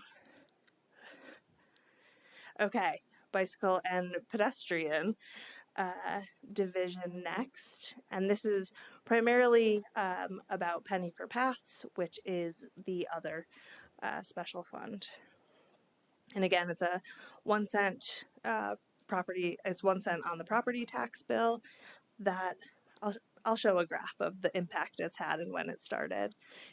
But this 1 cent goes towards planning and design of specifically new projects for walking and biking infrastructure.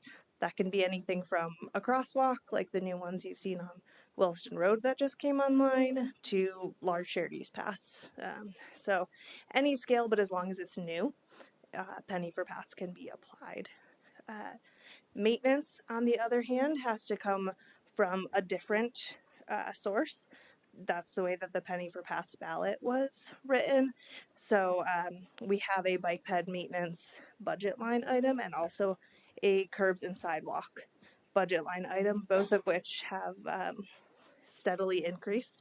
Thank you to the council for helping us be able to maintain this infrastructure and supporting that as a priority. Over the years, South Burlington has really grown. We have the highest number of shared use paths in the state at over 24 miles, which is very impressive. And that got us a bronze designation as a bicycle friendly community in 2021. And next year we will apply, hopefully at least get to silver. We got a lot of recommendations out of that. So we're working through them. Some of our big successes and goals here, that graph on the right shows the impact that Penny for Paths really had. It was approved in August of 2019 and went into effect in FY20. That dark blue is the Penny for Paths funds that we've used. And you can see when it first started, we had to use all of the Penny for Paths for projects. But it's been recognized that we have this funding source and that it's a great source for grant matches, and that the city's really doing the work. And so you can see just how steadily the grants have been coming in since Penny for Paths. This past year was very exciting. The Climate Action Implementation Plan was completed, which has a lot of bicycle and pedestrian goals and targets in there. So that has laid out many years of work for me. And starting with some of the projects that you've probably seen, maybe even on your way here. Some new crosswalks going in. They went in on Kennedy Drive. That was right when I started here. And then Williston Road this past summer. Really exciting example of how a seemingly small project can be really impactful. I've actually gotten emails from folks saying thank you for this specific crosswalk. So that's been great. And from a policy perspective, something, again, small but really impactful is shifting to restriping the city streets down to 10-foot lanes, which in many cases gives us now room for bike lanes. So without having to spend massive amounts of money to widen a road, we can do it without increasing impervious and slow vehicles down and make a designated space for bicycles. Erica, what are the constraints around that? Like, can you restripe spare to 10 feet? I don't think it is. Or what? Spear was the first big one that we did, and so that's You how the can, bike okay. lanes Okay. got on there No, I last know we year. restriped it, but you can narrow it down to 10 feet, and Yep. that's what it is now? Yep, and so now it's the only place that 10 feet isn't really appropriate are turning lanes. Usually you want 11 or 12, so people have some flexibility, and on really heavily industrial traffic roads. I'll just jump in there and note. So we're restriping them at 10 foot. These lines are going to get worn off quicker by people driving on them. So something we're looking at, we want to get the lines back down right now, but is maybe we can kind of grind out where the line goes and paint in that area or different materials. So right now the focus is getting the lanes there, getting them reduced, and then we're going to try a variety of things in the future. So. And so some things that we're moving towards and looking at doing, we have an increasing need for maintenance here. We're putting all of this great infrastructure in. It looks great on day one. It might even look great on day 100, but we do have to take care of it. And as Adam discussed, we have a lot to already take care of. So between staffing and financial resources, but this is where we are trying to really pull in the data component. So to get to that pavement condition inventory, I'll keep it brief. What that we've already done that for the roads recently, and we're looking to also add our shared use paths into that inventory.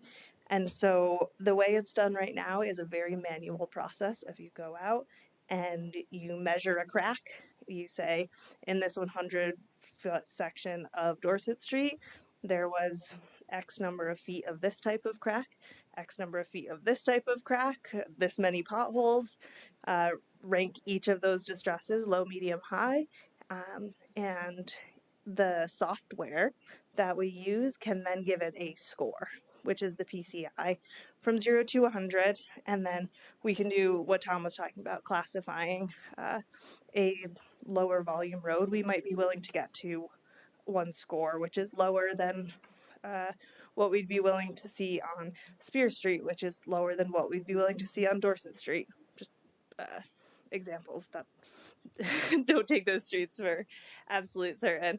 And so we're looking to do that with our shared use paths also. And within this software, we can also do a lot of our budgetary planning. We can go in, we had someone go in and say, we spent this much money on this type of work in this year. We ground out 2 inches of pavement, replaced it with 1.5. It cost this much money. And the software can learn from all of that data. And we can say, okay, we have $1 million for paving. How best should we spend it? And looking at the scores that it sees, what we're comfortable doing, it will say, okay, you should spend all of it on reconstructing this.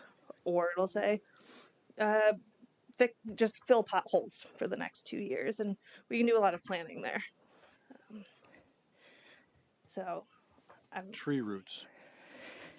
Yes. Tree roots on bike paths. That's a big problem right now, creating ripples. And you have to excavate the whole thing, right, and then cut the root out and then go back. But I mean, you did that down in Stonehenge, right, 2 summers ago, right, where you fixed the entrance to the bike path from that one was very much an extreme. And also at Nolan Farm and Dorset, right? That was a nice one too. So the Stonehenge one was really extreme. The Nolan Farm and Dorset ones were ones that we could do with the crew. And so that's what that bike ped maintenance line is really going towards and why it needs to grow.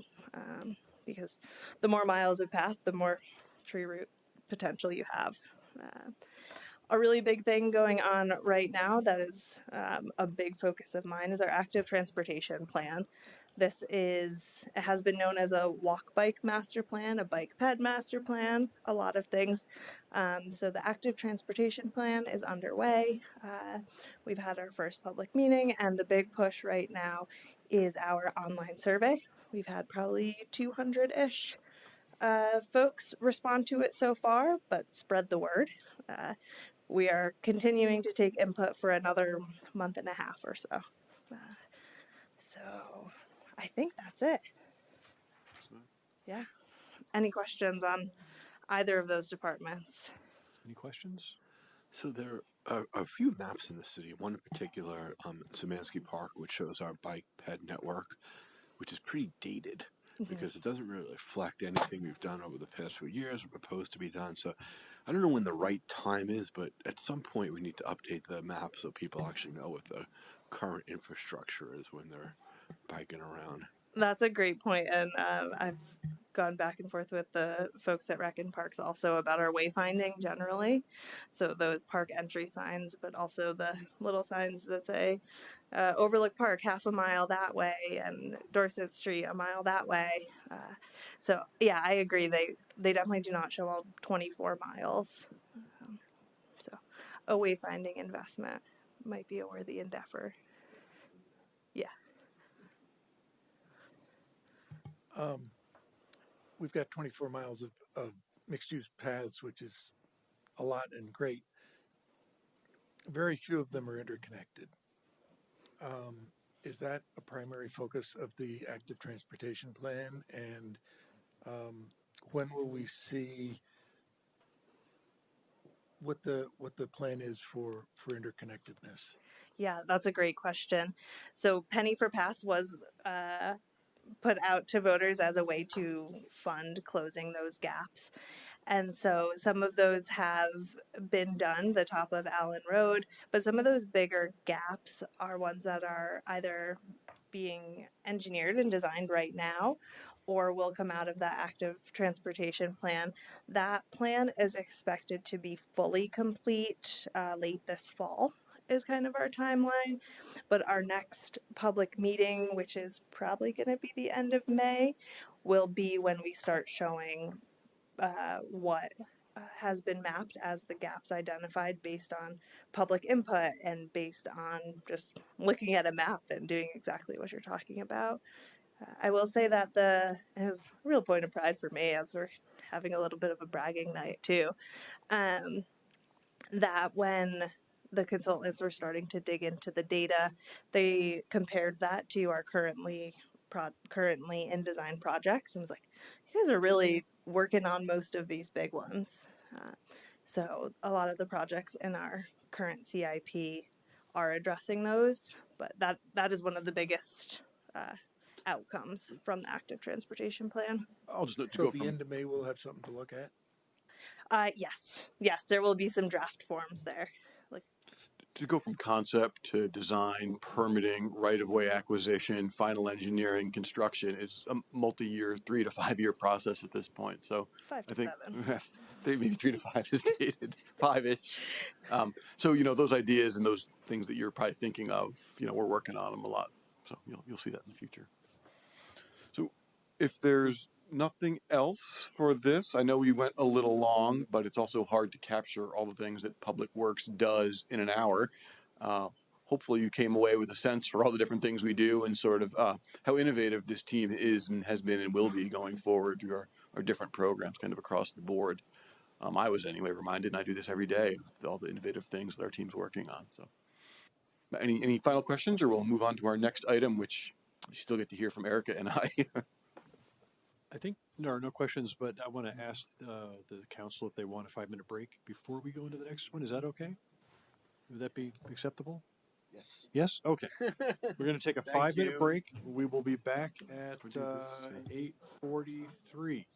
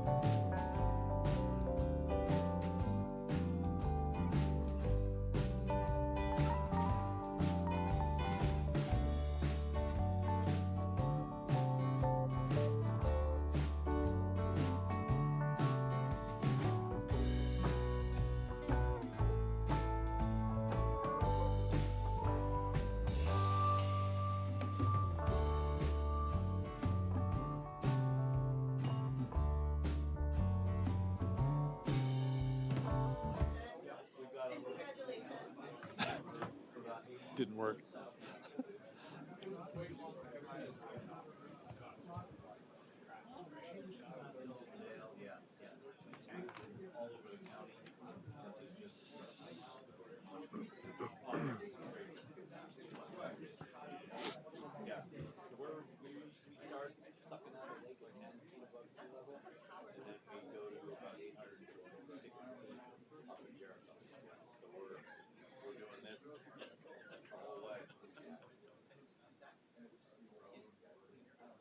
Let's see. City Manager Jesse Baker. Paging City Manager Jesse Baker. Code 97. Code 97. And here she is.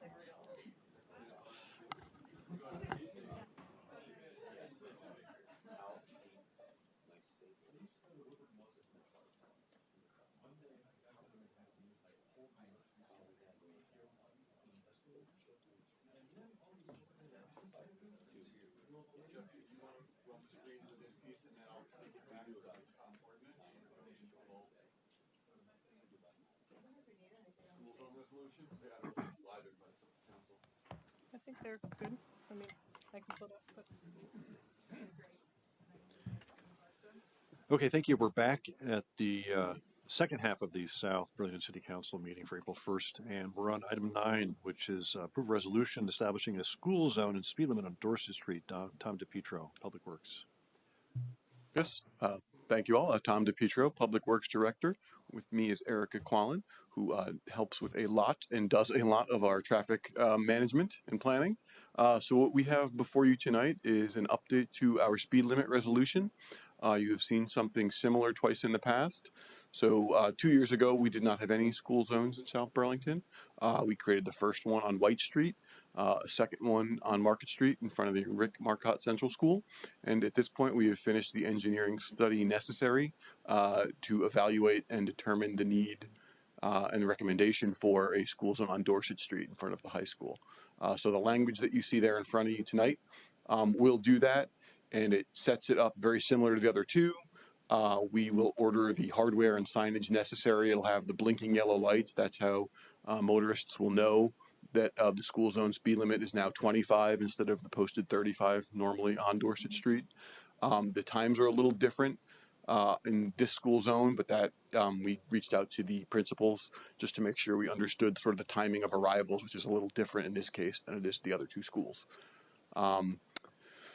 And then also, I didn't mention when I said the hardware, so it'll have the flashing lights, large yellow signs, and then the radar speed feedback, you are going this fast type sign like we have out here on Market Street and White Street.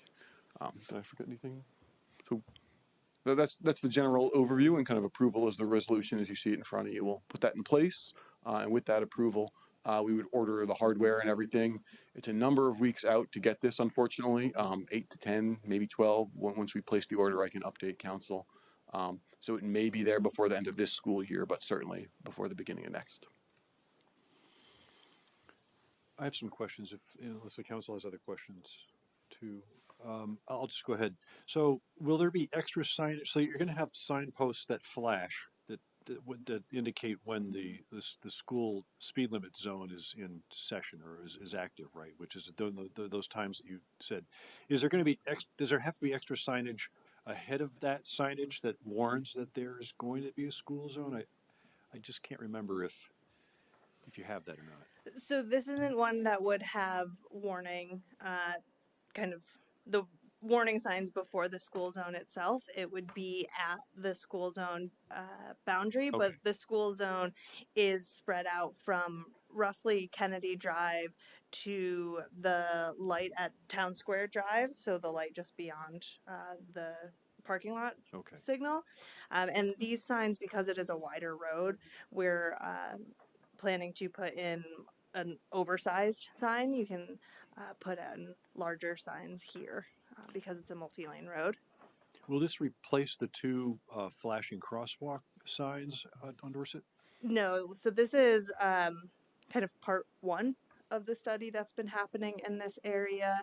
The engineer from Hoyle Tanner, who's been working on the Dorset Street paving project. Council, I believe it was the previous council, allocated funding to include some more safety studies around this area. And so this is part one, and further recommendations regarding the crossings would go along with the paving project. Thanks. Any other questions from the council? I had a question, Tim. Is there any flexibility in utilizing those safety zones for hours outside of what was in the resolution or in the it is in the resolution? For instance, if there's sporting events or school events that are widely attended outside of those other hours or even weekends?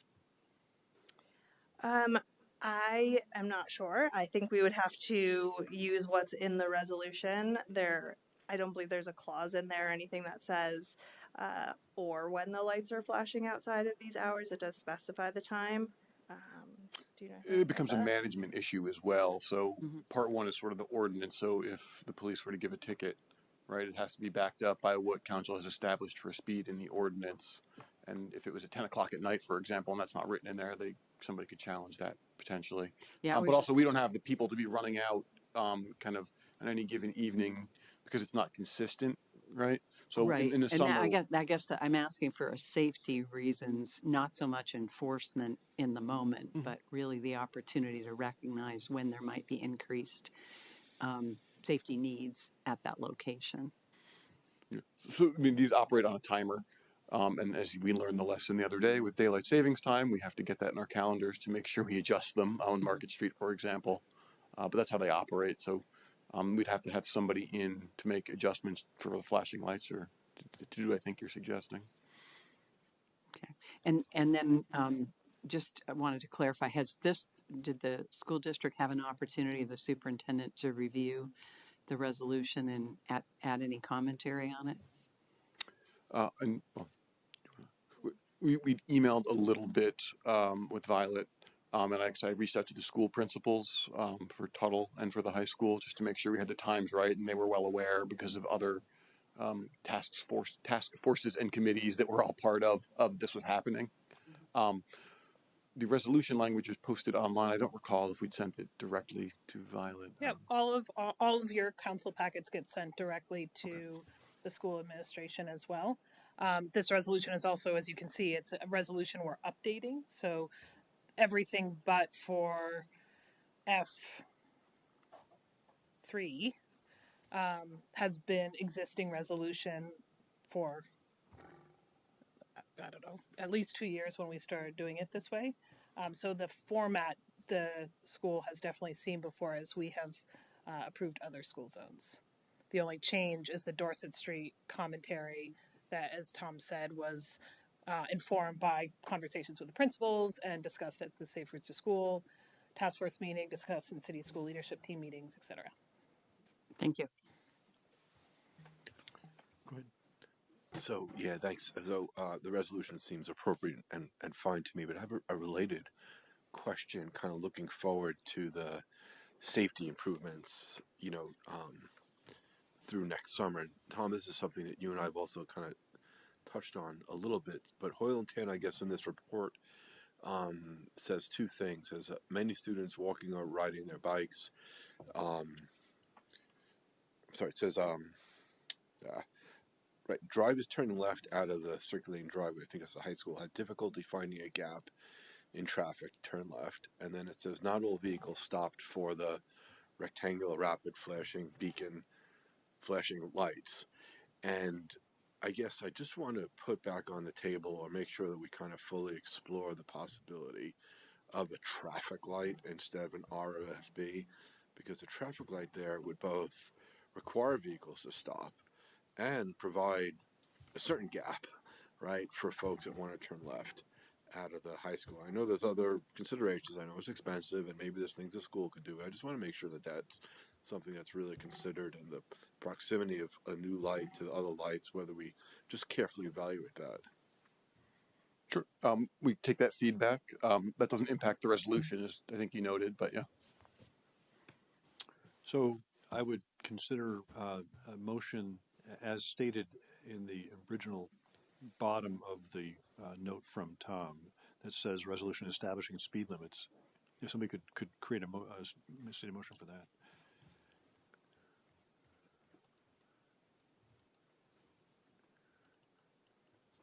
It's in the memorandum. Okay, so I move to adopt the resolution to adopt school zone policy and speed limit in this resolution and establish a school zone on Dorset Street. Well, no. How about You right want me here? to say it? How about just say I okay, move sorry.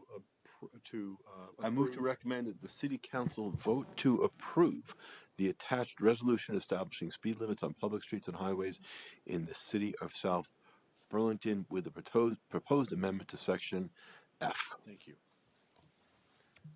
I'll second. We have a motion and a second. Any discussion? I did want to just acknowledge Tim Warren from the school board is in the audience, and I didn't know if you wanted to make any comments, Tim. No, this is the opportunity right before we vote if you want to make a discussion. So come up to that podium and push the button to make the light bright green. The light is bright green. Okay. We're good to go. So, all right. First of all, let me say I speak on behalf of the board when I say thank you very much for moving this forward. This is a very important issue to the board and one I think that most parents and, are really greatly appreciative of. That's a very tricky area right there. I have kids there who go to school and pulling in and out of there is really challenging. So, just a couple of quick questions. We weren't aware that this was going to be on the agenda tonight. I'm not sure if Violet wasn't, so I have a couple of questions from her. This may have been talked about already. So the delay in paving that's happening when again, if I can ask, just so I have that clear. Yep. So our evaluation of this section of Dorset and the work there, it's sort of multifaceted, right? So the school zone resolution that's under consideration tonight is very much the first part of that. We had the engineer move that study forward so we can consider it tonight. We had planned to pave Dorset Street this summer, that last section, 404. We did not want to get that pavement done and then make changes in the road for the crossings on Dorset, such that we would be cutting into fresh pavement. So we've decided to delay that pavement and do all of anything that comes out of the work that the engineer is currently doing to perhaps consolidate those two crossings into a single one, pedestrian islands, other things we've presented previously to our Safe Routes to School committee and perhaps other places. So that'll be next summer now. And the goal there, it's tricky because that's a lot of work to get done in a tight time frame. We'd like to do it when school's not in session. Thank you. And also coordinate with the fire department who's across the street.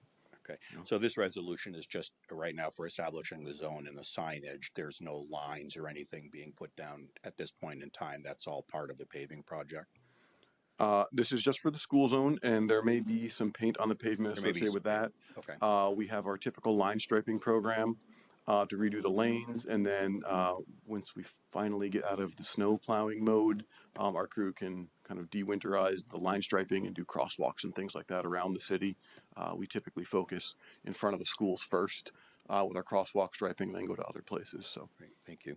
And the last comment I do have is the comment on the timing. There is in the school calendar a number of days that are scheduled to start late. Those are teacher learning community days.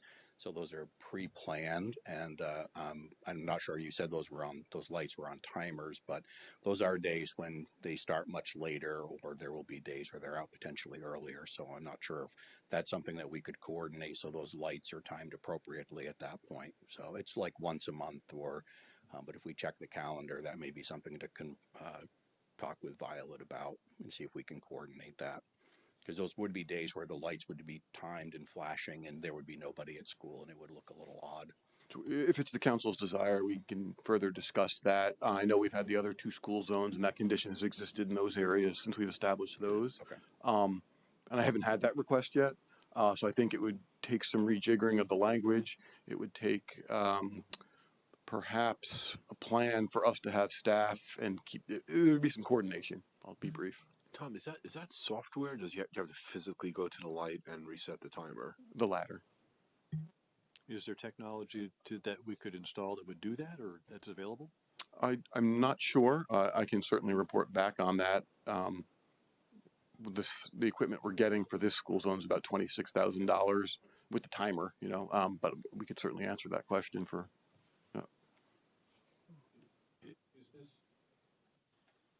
Are these things that you want us to hold up this approval? I'm sorry, just thought I turned it on. Are these items that is something that you would want us to hold up this approval for? It may be worthwhile only because I think, if Violet couldn't be here tonight and she's not aware of, and she may be, I'm not sure, but in my email conversation with her, I was planning on attending tonight because I saw this and she just happened to see it and sent me a few questions. So if that's an issue where the lights may be mistimed, she may want to speak to that. I'm not sure. I think I'd like to get this approved tonight because it establishes a school zone. That's Sure, number one. Number two is the signage, right? And three, if you're hitting the signage at 95% of the time, that's important. So if we need to investigate additional technology that would give us the flexibility to, modulate those times, let's do that later. Yeah, and personally, I don't think that's an issue at all. Okay. I'm happy to see this move forward. I absolutely agree with you. I can't speak for the entire board, but personally, I think that's probably, an appropriate approach. Great, So, thank you. thank you very much. So we have a motion and second. Any other discussion? A member of the audience, Mr. Doyle, can you make it brief, please? Ryan Doyle. I'm really glad they're going with the oversized signs. And due to the fact that Dorset Street is 2 lanes in both directions, I really want to encourage having the signs on both sides of the travel directions, because if there's an 18-wheeler, for example, or even just the way vanity sizing is with pickup trucks now being very large, and over 50% of vehicles on the road now are light trucks. SUVs are considered light trucks. It can be very hard to see past those to signage.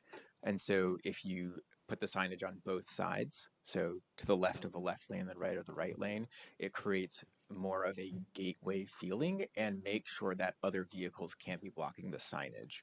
And given that, speed limit signs tend to repeat and also be kind of not as precise of a sign, whereas the school zone sign, we very much want super high compliance with that at those specific times, that I would encourage doubling up that signage to also be present in the median. Thank you. Ready for the vote? All those in favor say aye. Aye. Aye. It's unanimous. Thank you very much. I have a quick follow-up question for you guys. Just a question about the crosswalks, particularly the new crosswalks at Dorset and Kennedy. I believe right now, for a pedestrian to push the button, the timing is set up so that it waits until the cycle comes around to get them, which penalizes the walker and benefits the driver. I understand there are some, quote, climate issues around that because you don't want to stop traffic more than necessary. But we want to be a bike and pedestrian friendly city, we claim. And I think that when a pedestrian, particularly in inclement weather, comes up to the crosswalk and pushes the button, it would be ideal if they get preference. And I'm wondering if that's something that has been talked about or could be addressed, because I think it's a big issue. Nope. Okay, responder. It's out of context for this item. Maybe we could postpone that to. So that's just a comment you're making? Okay, great. I'm not going to respond to that right now either. Thank you. Because it's 26 seconds or so at Kennedy and Dorset. Yeah. So now you're going to leave. You're leaving.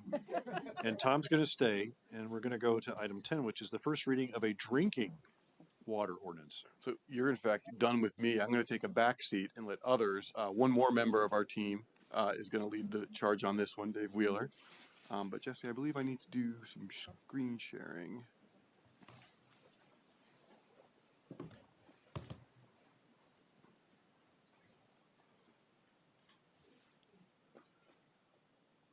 Oh, I think I pushed this button and hold on, maybe I'm still. Oh, I was already enabled there, sorry. Okay.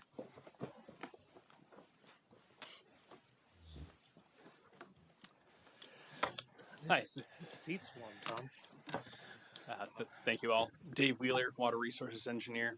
I'm with a large team tonight, so Paul Connor, Jay Nadow from CWD, Colin, Joe from CWD as well, and Tom. They've all contributed on updating the water ordinance. So big thank you to all of them as well for their help on this. Thank you. So, as Jay mentioned earlier, the city's water ordinance was last updated in 2002, and prior to that, it sounded like 1978 or something of that nature. So, since 2002, we've been tracking a lot of changes to make to the water ordinance. A lot of this language is kind of boring, honestly. I gave this to Colin to review, and he said it was boring, which is considering he reviews legal documents all day. But for the most part, we're just kind of bringing it into modern day, whether it's kind of the more infrastructure, technology type language or legal language or standard policies and procedures. Up here, you'll see a list of various sections of the water ordinance that were updated. There are additional sections that didn't have many updates that are not included on this list. Just to give you an overview, so that's 2 slides worth of sections right there. So just jumping right into so I already touched on this. So again, the water ordinance was updated in 2002. Jumping into definitions, we updated a lot of definitions. We added definitions about the water service area, which we will address later. Just to interrupt for a second. Yeah. So these sheets or this PowerPoint, we haven't seen this. It wasn't in our packet, so just let you know that. Okay? Understood. So we're reading this as you go along. Gotcha. We added a bunch of definitions about, terms like design capacity. There's committed reserve design capacity, system water flow, the committed and uncommitted reserve design capacity, those types of definitions, miscellaneous technical definitions for, pipes and parts and pieces of the water system, and then kind of a miscellaneous category I just called legal here, defining what a premise is or a bedroom or what a change in use is. A lot of that type of definition update. And then I'm going to hand it over to Paul here. So there's a huge component with updating this on defining a water service area for the city. Yeah, hi folks. So what you're seeing tonight is a hybrid of work that the city's Public Works Department has been preparing for some time that has to do with a lot of important, though apparently boring, technical components, and then one really exciting component that I get to talk about, which is how the water ordinance interfaces with Act 47 that passed last year. So for just a quick orientation, the state legislature last year passed a new law that said in all areas served by municipal water and sewer, by public water and sewer, the municipality, wherever it allows for housing, must allow it at a density of at least 5 units an acre, 5 housing units an acre.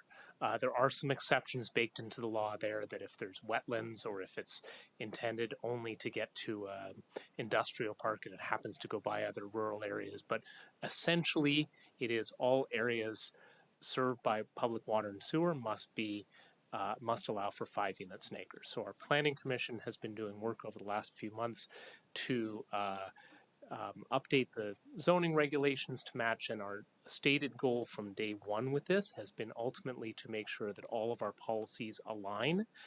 And for the first time, we are proposing to you that the city's water ordinance include a water service area, and that is essentially the area both within which you must connect to the water system, with some exceptions, and you can speak about that, which already exists, but also any areas not in the water service area would not be authorized to connect to the city's water system. And so that's how we align our zoning and our policy here.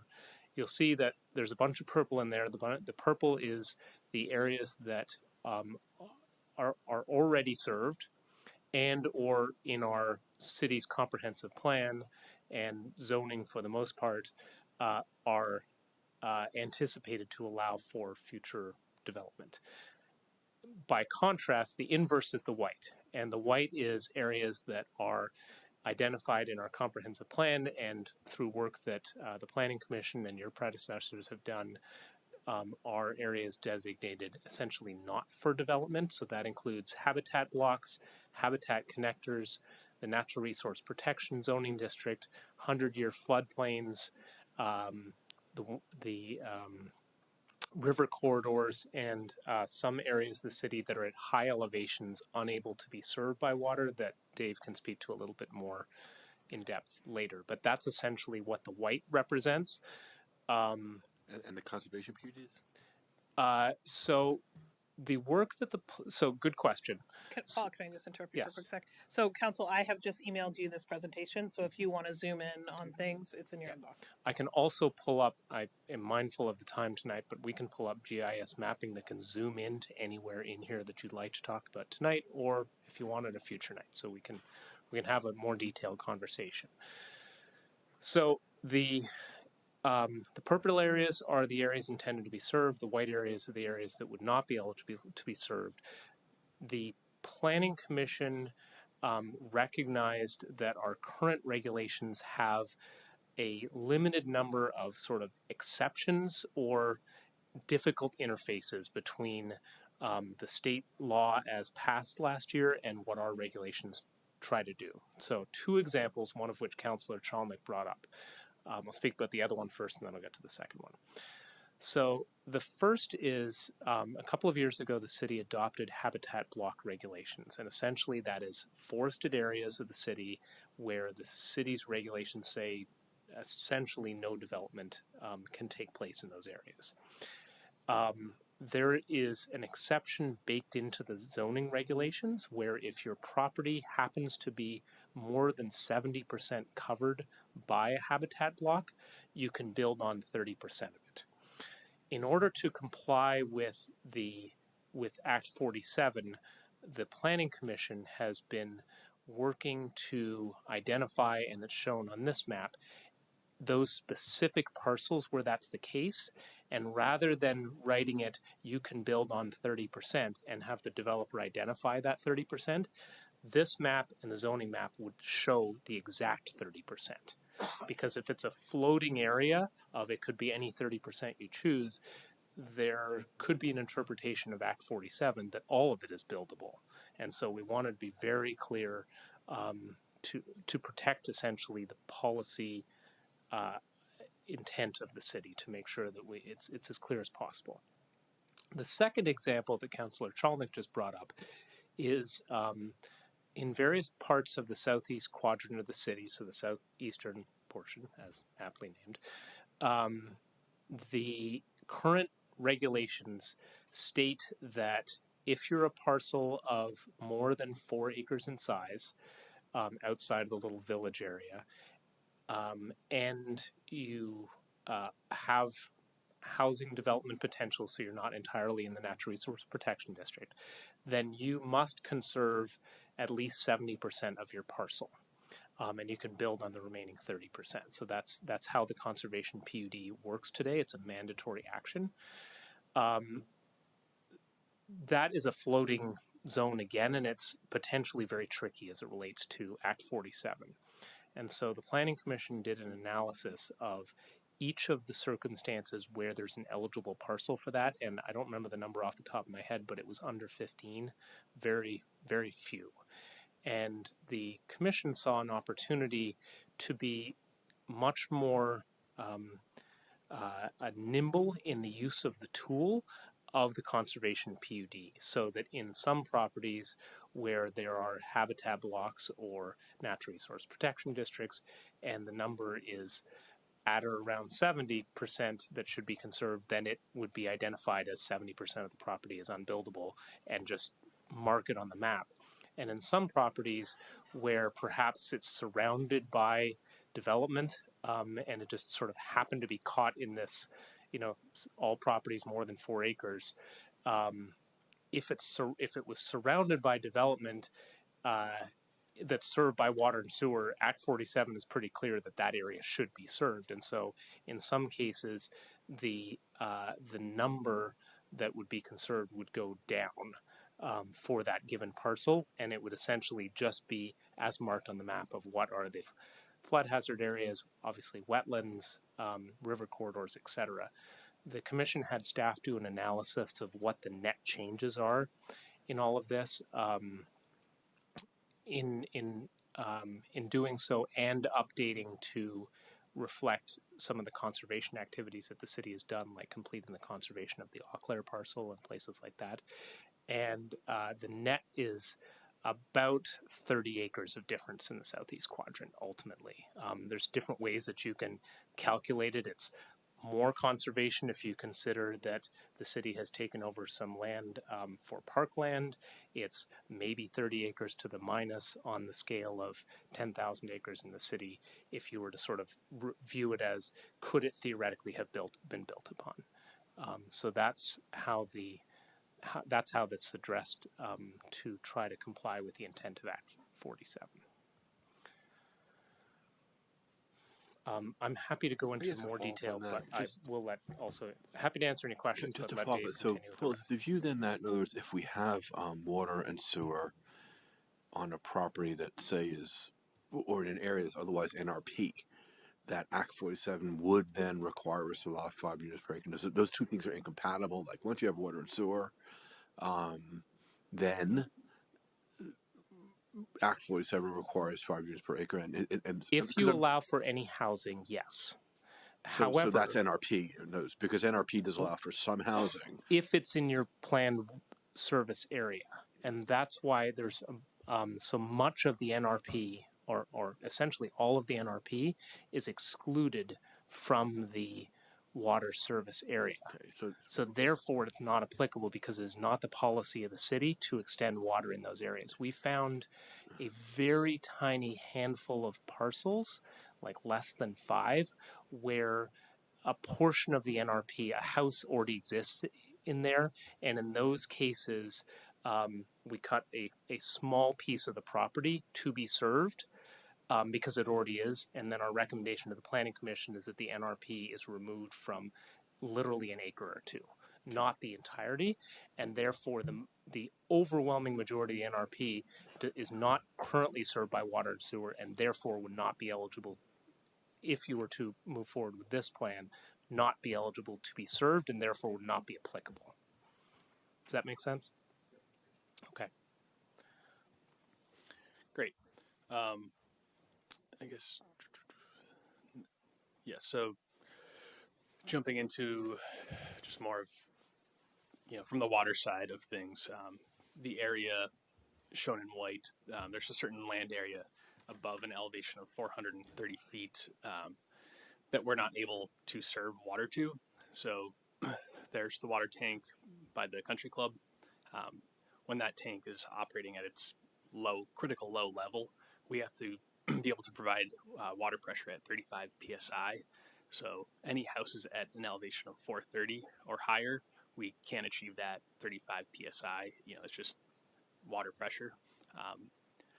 So that land area was excluded from the water service area. And then, and just to speak about where that is, it's an oval shape that's essentially off the southeast corner of Butler Farms on Heinsberg Road, down to basically where you see a little tag of purple down by the Eau Claire parcel. It's a little oval that just sort of surrounds Heinsberg Road on both sides, from Butler Farms down to just at the very northern tip of the Eau Claire property. And then touching on something else that Paul mentioned, there are folks in the water service area that are not provided service by us that abut adjacent municipalities, and they are connected to their services. So either Burlington or Shelburne. And that goes both ways. We provide water to some folks over town boundaries as well.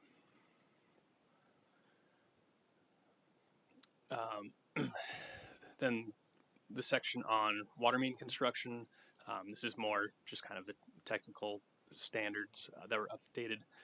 So you may be aware, Public Works adopted standard specifications relatively recently, and in the DPW standards, we reference the CWD standards, so they have their own technical specifications. So this ordinance was updated to refer to that document many times. So we've specified minimum pipe diameters, establishing 20-foot easements, prohibiting booster pumps. So in areas where we cannot provide that 35 PSI, we're prohibiting the use of booster pumps to make up that pressure, because we would be obligated to supply water at that pressure. If that booster pump were to go down, if there was a power outage, we would have to have a generator to supply power to that booster pump. So it just becomes more cumbersome and much more complicated than providing water by gravity. There's two sections on private infrastructure. So kind of the process during development, CWD will provide a private system maintenance agreement during the warranty period. So maybe a developer doesn't want to maintain their water infrastructure during that period when they're waiting for the city to take over the road. So they can pay CWD a fee and they'll maintain it, because CWD will be maintaining it into the future. So there's also some kind of trust there of who's maintaining your system. And then there are ongoing fire hydrant maintenance agreements. So we require agreements with any privately owned hydrants. And there's a fee where, they'll do leak detection and, exercising the valves and even painting the hydrant for the fee associated with that. And then there's also language on, who's authorized to operate hydrants, and if they find a leak or, an issue with a private system, then putting the property owner on a schedule for repairing those leaks. Section on water meters was pretty robustly updated. There's a lot of, again, kind of specifications, locations of meters, the type of piping required on either end of the meter, backflow preventers, pressure reducers, things of that nature, location of where the meter should be, so that way staff can read the meter as necessary. The property owner is responsible for paying for the meter up front, but then it becomes city infrastructure thereafter. Requirements for a licensed plumber to do the plumbing work associated with the installation of the meter. And then you heard about the remote reading of meters, so we've added a fee in there. If there are folks, we're near 100% conversion, but for folks who, may not have converted yet, there'll be a fee to basically recoup costs for going and doing the manual reading of the meter, and to encourage them to convert as well. And they are actually required to convert under this ordinance. Quick question on that. Is this intended to be for new construction, or would for the remote reading? Oh, the remote installation of water meters? You mean the cost of the Well, various specifications around the piping and valving? Does this cover both homeowners that don't have the automatic meter reading to install? Yes. So a different we're water converting meter? 100% of the meters to. And it would be at the homeowner's expense? Jay?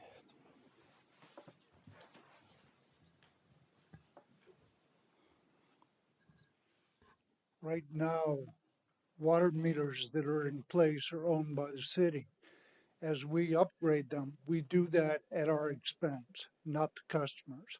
What the customer is paying for the first time around is the meter, but after that, we take ownership. So is this cost of installation for brand new construction? Is what this is for? This sheet here says cost of installation paid by property owner. City takes over ownership. So is that for new construction? Yes. That's new Correct. construction. Okay. Yes. And then language for temporary meters during construction. So that has been added in. Upgrading language for internal piping. Again, language about valves and things of that nature.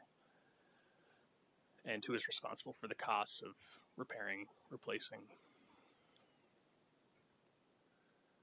A whole section on owner responsibilities.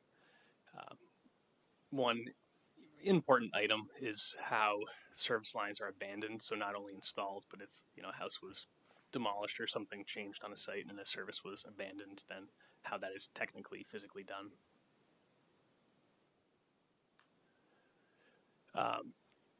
There's a section on the city center service area. So we have established a map defining that area. And we've included what the calculation requirements are.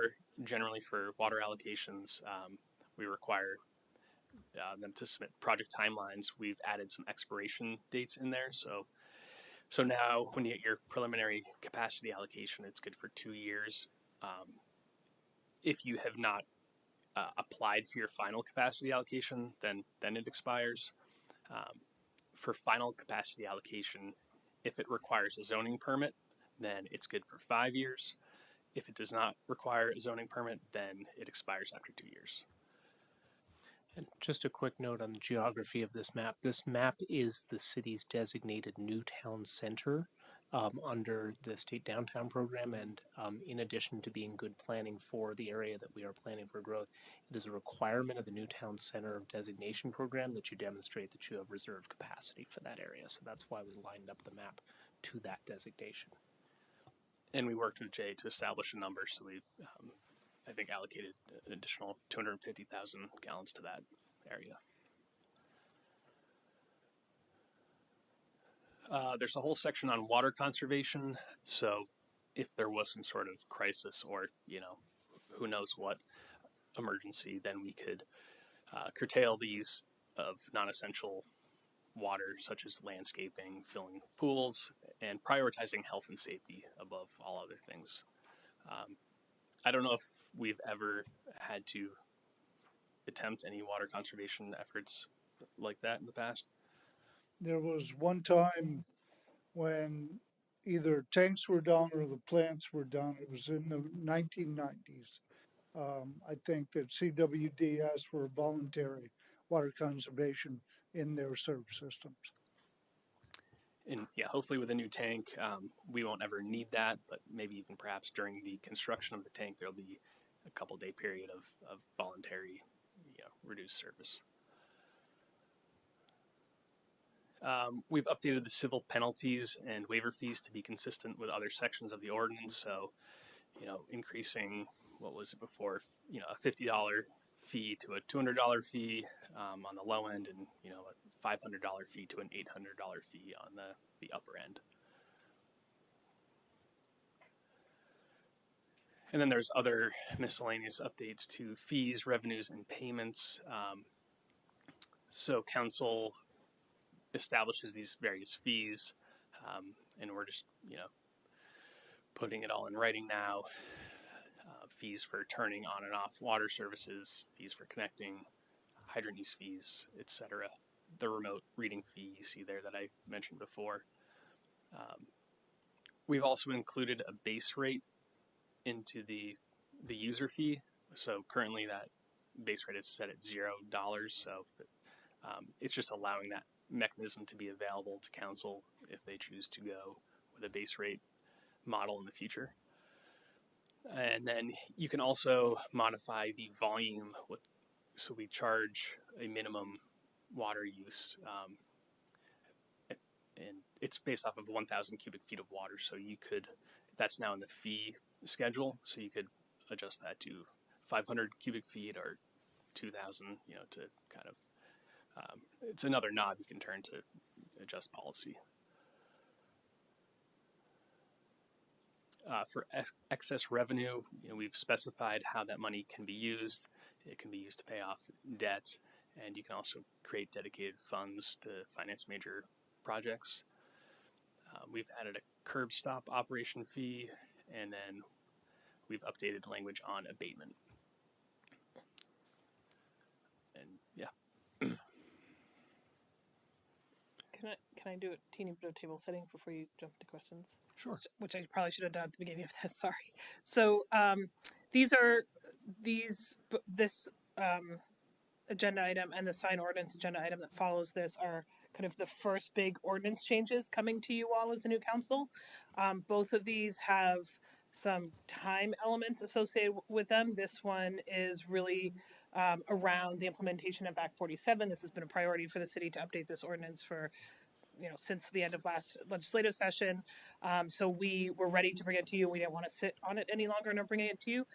The other one, I'll talk about the time significance later. So you have the option tonight of taking this in, asking questions, providing feedback, asking for changes, and we can bring it back to you for another first reading, or you can set a second reading and a public hearing. If you're making significant changes to the ordinance, and Colin, jump in here, we really should bring it back to you for another first reading, with the goal of that being the community knows what they're providing comment on and what may change as you go through this ordaining process. Go ahead, Mike. To be honest, as a general rule, it is a bit overwhelming, and especially with that we didn't have it in our packet. I know no oversight there. It's a lot to take in, and especially on the map that you were talking to, Paul. There's just even questions: what parts of lands are the over 43 habitats? So I sort of feel like I'm being asked to make a judgment on something that I'm drinking from, to not make a joke out of the fire hydrant, the water flowing at a high speed. So I think I personally would feel more comfortable to have more time to actually dig into this and make a sort of in good faith comment. Well, to be clear, this is a first reading, right? We would set a date for a second reading and a public hearing and a possible approval of the new ordinance.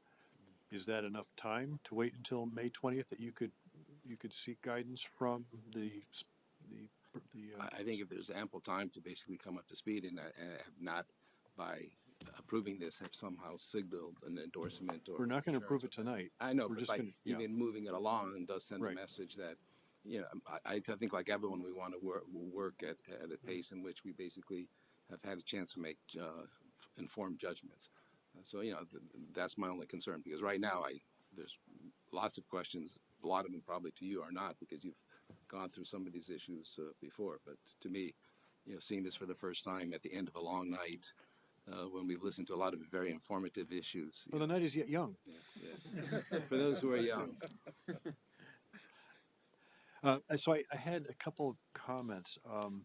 And I think that, Andrew, you might have pointed this out in an email about taking the fee structures out of the ordinance and putting it into the other fee structure the resolution, right? So is that part of this work as well? Yeah, some of the things were taken out, but there was still some stuff like a reconnection rate, some of the waiver fees. Just in my mind, things that might change and not have to go through a public hearing would be good to have in the resolution. We're out of microphones, so give me. Colin McNeil, City Attorney. So just to back up 1 second, I just did want to have a disclaimer that no ordinance is boring. They're all very exciting and interesting, but Dave might have caught me at a moment of weakness after 90 pages. But to answer the question, what has to stay in the ordinance is the penalties. So by the penalties per our charter have to be set by ordinance. So the fees, and I think that there's a table still in here about reconnection rates that could probably be moved to the resolution.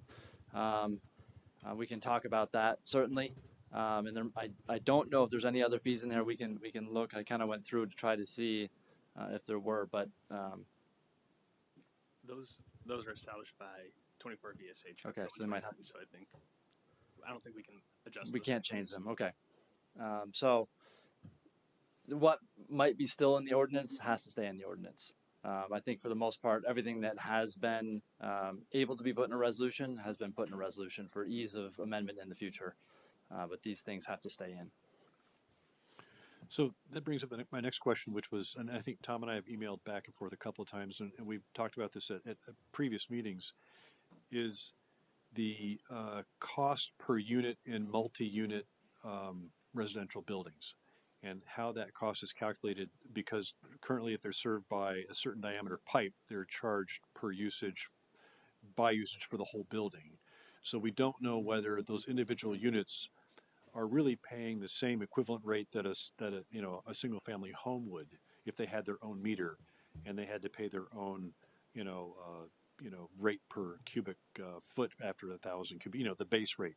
So that's my sticking point, is that we don't know. I don't think we've done the research, or correct me if I'm wrong. We don't know whether these large multi-unit buildings are paying their fair share of the water costs in South Burlington or not. And I need to know that before I can be okay with this, because if we have to change the rate structure to accommodate that so they do get charged the right amount, then that's a sticking point for me, but I'm glad to discuss that.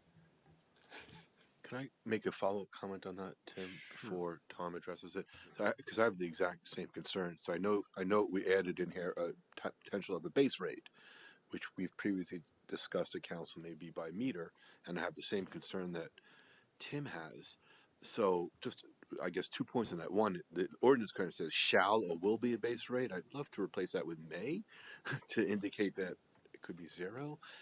But to go to Tim's point, can we provide in here that our multi-unit building owners report into the city how many units there are?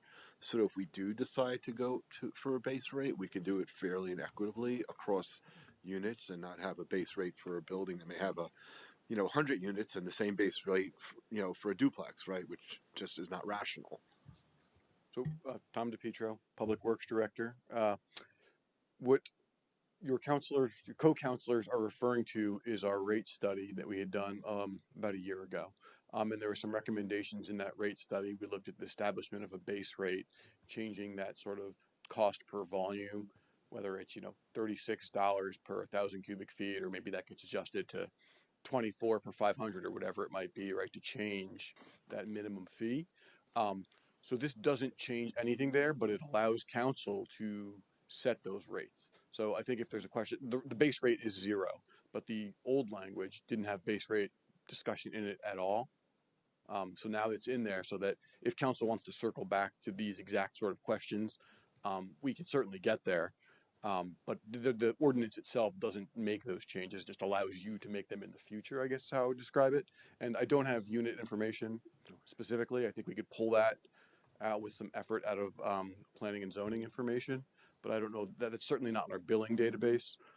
We could ask people to self-report, but the accuracy of that may be different. I'd be more comfortable perhaps some other way. So there's some data collection is that as well. Yep. And the different cost per meter, again, that was going back to the rate study. That was one option we laid out for a way to establish that base rate. So you're saying this ordinance is independent of that rate fee structure that we may want to change? That's right. So council passes a resolution with all of our utility rate fees annually. Okay. And so that's when your opportunity is if you wanted to do that. So if you wanted to make a base rate tomorrow, until we update this ordinance, you couldn't, because that language just isn't in the ordinance from 2002. So It enables you to move that forward at your leisure. So if that becomes a council priority going forward, we can certainly circle back to that. We have great information in the rate study.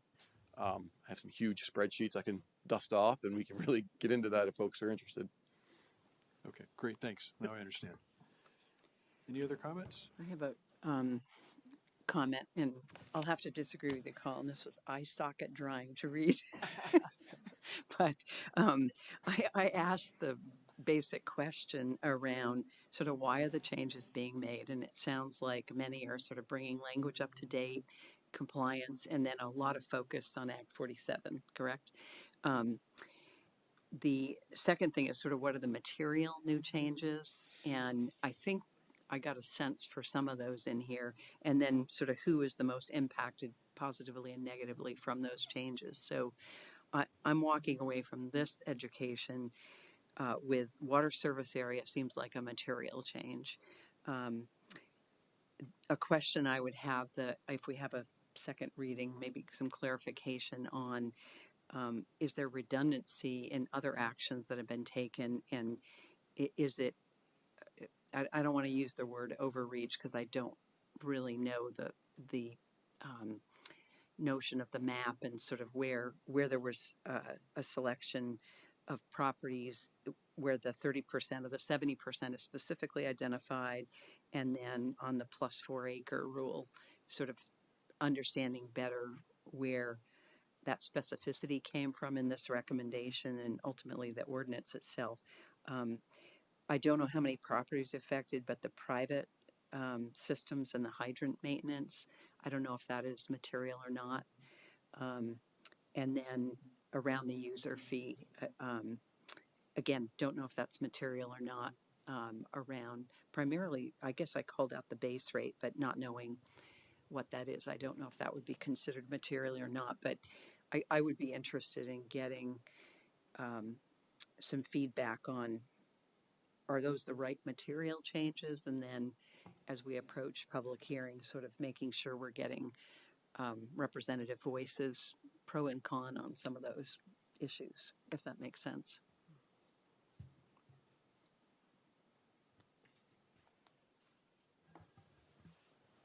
Do you want to respond to that, or is that, do you want them to respond? If you can now. Sorry. If you can, that would be great. Are you looking for that summary of material changes now, or you're looking to hear that in the future? Are you saying? Well, I guess I'd look to the rest of the council, whether we want to defer this to a second reading and be able to speak to that point or not, or what kind of follow-up would be appropriate. Yeah, and I mean, you know, the whole red line version of the ordinance was in the packet, and as you see, there are many changes throughout. So, you know, I tried to just in this presentation summarize some of the key things that had changed. As far as an analysis of who that impacts, you know, what changes impact who. If we establish a base rate, that impacts everybody. And in the rate analysis, you know, there's a good summary in, I think, Appendix L that shows what those rates, you know, how they change and for who and how much over time. But if there are any specific questions you want answered now, you know, we can do that or follow up with. Well, I'm happy analysis. to provide questions in writing after the fact, or whatever would be efficient use of time tonight. I'll look to Tim for you to Well, call that one. So don't forget that, I mean, if we set a date for a public hearing, that's what it is. It's a public hearing, and that's the time for the public to come and ask these questions and make their opinions known. Right. But it sounds like you have more specific information that you want to know. Well, I think I think the public would want to know in order to respond, because like is a base rate established, for instance? So what's the order of magnitude? Things like that. Well, go ahead. No, you go ahead. Here we go. I think your summary of the material changes is actually very well said, very spot on, and very much briefer than I think we could have said it from what you picked up here. The service area map is a big piece of this, right? That was sort of the impetus for why this got done now, plus almost 20 years of the way we talk about things and the way we refer to things and the way state regulations have changed, and maybe, you know, just different little definitions. So there's a lot of clarity improvements here. Not a lot of huge change in all the verbiage that you've seen in his red line version. I just want to go back to the base rate thing again. So this does not, people in South Burlington pay a minimum fee right now, and that's based on 1,000 cubic foot usage, right? So it's like $36. This allows you to change that even to make 500 foot, right? You couldn't do that in the ordinance as it stands today. It has to be 1,000 feet or cubic feet, sorry. So that allows council the opportunity to kind of twist that knob, as we were saying. Also, the ordinance today does not have a base rate. This will allow council to create one in the future. So as you sort of adjust the knobs and figure out what's the most equitable way to charge for water, now you have all those options at your disposal, but it doesn't establish that. There's no fee increase with this ordinance. Maybe that's the confusion. The fees don't change with this ordinance. Yeah, that's helpful on the base rate piece. I appreciate that. And I guess I would just add to that, a good summary, Tom. This is part of our modernization effort. This is an ordinance that was almost 20 years old. There are just outdated pieces of information. I think it's much more about that cleanup and professionalization than it is necessarily about big policy changes for the community. I think it's an interesting question, maybe based on the Act 47 information about the winners and losers concept. To me, I think we are trying to force way too much information into your minds for one night. So I think letting you sit with this slide deck, letting us do a little more work on some data points, and bring it back to you for another first reading is probably the best path forward, and not setting up an expectation for the future. And I guess I would just say on on the mapping and the Act 47 work that we're happy to share whatever mapping helps you to do your review. Our laser focus was on how do we use tools like the water ordinance to reinforce the land use policy that has been adopted by the city through the city plan, through the land development regulations. There are some minor adjustments that are necessary in order to meet those, but that's the overriding vision, is to not change what our course had been.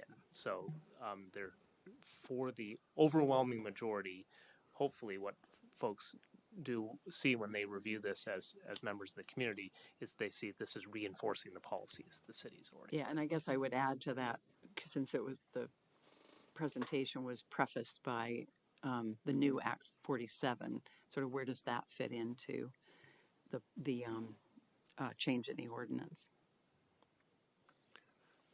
Can you Is rephrase that that? is I'm what- not sure I totally understood that as I write my notes. We need to go much higher level and explain the foundations of those pillar documents first, and then explain what this ordinance does to achieve those things. Yep. Thank you, and that's why I asked for remedial training. I appreciate it. Again, you're asking the question demonstrates that the community doesn't know, so we have not done a good job of that yet. It's just the first reading. Yeah. Just on the water service area, I have a question, and kind of consistent with the feedback here. And maybe this is the only area, but I note that some of the Hubbard recreation and natural area is marked as a water service area, which seemed odd. And because I noticed that, it'd be great to see a map, like an overlay, which shows what portion of the city is protected and/or park, but nonetheless is within the water service area, so that any of those odd things kind of jump out and we can understand what they're about. Certainly happy to provide that. The very brief answer to your question is the way that we developed the map was by excluding the areas that are the natural resource protection, that are the habitat blocks. So in the instance of Hubbard Park, a portion of it is still in our natural resource protection district, a portion of it is still in even though the city owns it, still in a residential zoning district. We didn't go and make that change. We felt it was a little bit like pulling a thread, because some parks like Veterans Memorial Park are very much served by water because there's a hockey rink there. Ultimately, since the city owns those pieces, the fact that it is or isn't served is you are the decision makers about whether you choose to allow water to go there or not. But we are happy to go through that exercise. We just didn't want to pull a thread from the staff end that would assume that that's the direction you want to go, I guess. I might pull that thread, at least for Hubbard. Paul, and in the map, and thank you for your suggestion, Jesse. I welcome that. Can the map, you lumped into the white space all these different categories. Can you break them out, which category applies where? Because even in your explanation, you said, if you imagine on this street and you see this oval, if we could just make it just, very clear what part of the is excluded as habitat, what part is floodplain, just again to make it a very We clear. have all of that in an interactive GIS. We can either make Excellent. it available, and we'll work with the city manager about whether it makes it's easier for folks to access it in an interactive, turn things on and off, or a series of static maps. Either way, That'd be we have fantastic. all of that, and we would love to make it available. They really just want a GIS technician. That's what that poke is about. So we want to repeat a first reading? Okay. And we'll pick a date in the future for that. It could be May 20th. It might be May 20th. There's a lot of there are some other scheduling challenges, so it may be May 20th. Well, thank you for all the work that's gone into what you have so far. It sounds like it's educational for council, and then of course that'll transcend into the public as well. So we'll try again. But from what I've seen, this is a really great update, and taking the water service map and making it part of that ordinance is also a key step in adapting to Act 47. So I appreciate the work. Thank you. All right, moving on to number 11, which is another first reading. So at the risk of really making your all minds explode here, this one actually is also a very big deal and very complicated and has a bit more of a time crunch. So the context here, and again, it is at your prerogative whether you want to move it forward tonight. The time crunch here is that this is a very outdated ordinance that we have wanted to update for many years, and City Center is opening quickly, and they are working on commercial space fit up. So to provide them direction about signage, we have a moment of opportunity to provide direction around signage on Market Street, and pushing that out too far is going to kind of threaten the community vision of what we want Market Street to look like. Well, let's just jump right to it and set a second reading. Well, let's give them a chance. Jesse, can you give me a permission to share? Do you guys have a presentation that I have a very brief one. I know that everybody's very tired of presentations, but in order to access the information, I was trying to make it a little bit easier for folks to... I know how to calculate the area of the sign based upon whether it's inside of a frame or outside of a frame. And if it's several different rectangles, you take some of the rectangles to the edge of the rectangle. Oh my goodness. Paul, can you email me this one so I can share it with council? Yes. Or does somebody else have it? I have it. Okay. I will share this with you guys. It's very short, but yes. Do you want me to email it to you now so that folks can follow along? I don't know. I've never seen it. Okay. I don't know what's in it. So I'm trying to just give a very brief orientation to it. So we have a sign ordinance. We've had it for a long time. It is very detailed. It is primarily regulating commercial signage within the city, which Jared Pellerin, our deputy city attorney, can speak about what non-commercial signage is, which is essentially much higher level of protected free speech. We do not address that in much level. Focuses on private properties and signage, and it operates within the Vermont billboard law. There's a few different types of signs. I'm going to hit just the main ones.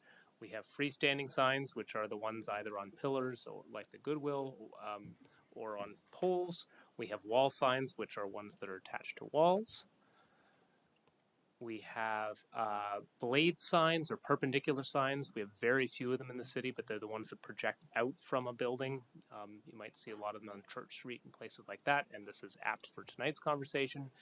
We have temporary signs, which can take different forms, but they're typically either little A-frames or a banner. And then there's a whole bunch of other ones that are incidental, directional, directory, lots of little signs about how people get to where they're going. I'm just going to go quickly through. Councilor Fitzgerald had asked for sort of what's a summary of sort of the major things. So picking up from the last theme, I'm happy to email this to you shortly afterwards. But the main things that are in the amendments that you will see is simplifying process. There's a lot of leftover process from before we adopted a form-based code in our zoning that is very time intensive for an applicant. It expands the permissibility of perpendicular signs. So there's ones that stick out from the buildings. Right now, they are basically prohibited unless you can demonstrate to us that you can't have a freestanding sign. The next one in there is to prohibit new freestanding signs in the core of city center. So these really come together where instead of having a car-centric community that we've had for decades, as we build out our city center and the block right behind us, shifting over to both allowing these perpendicular blade signs and prohibiting freestanding signs that just don't really live in an urban area. Expanding allowances for temporary sidewalk signs, so those little ones there. Right now you have to get a permit every single time you do one, and it can only be out for a week, and it is very frustrating to the business community, and it's a hugely labor-intensive thing for us, and frankly it helps promote businesses and specials and things going on, and so this would just allow every business to have one within the vicinity of their door, and still allow the larger ones that we allow today as a occasional event, like a big event that, let's say the Blue Mall was doing as a whole or on behalf of one of their tenants. It lines up our ordinance with some of the work that's been done recently in our zoning, where in our zoning we've created requirements to have civic spaces and site amenities, essentially little private parks within development, making sure that you're not then sticking your private commercial sign right in the middle of what's supposed to be the open space for your site, the amenity. Clarifies some definitions for certain prohibited signs, feather flags, which are those ones that kind of wave back and forth, and the inflatable ones, which kind of do this. Just being very clear, those are prohibited, but fixing definitions. Expanding allowances on not for the amount of signage, but the number of signs on wall signs in certain businesses. There's been a couple of semi-complementary, semi-contradictory U.S. Federal Supreme Court decisions about signage, and so this takes a significant step towards addressing those, and Jared can speak to those. Clarifies that the school district is exempt under the same allowances as the city is under the ordinance, as two public entities serving our community. Expands the allowance for help wanted signs, recognizing that this is a different time than it was 14 years ago. We only allow a 2x2 today, and that's frankly not what anybody needs. Expands allowances for commercial flags, just a little bit, where it used to be only your business, but you weren't allowed to have an open sign, which is a very common thing. So just being a little more flexible with that, and then adjusting our compliance period. Unlike zoning, there's no right to forever continue to have a sign that the city has decided is not applicable anymore. 7 years is a more standard number than 5 years for coming into compliance with changes that we've made. It essentially amortizes the value of the sign.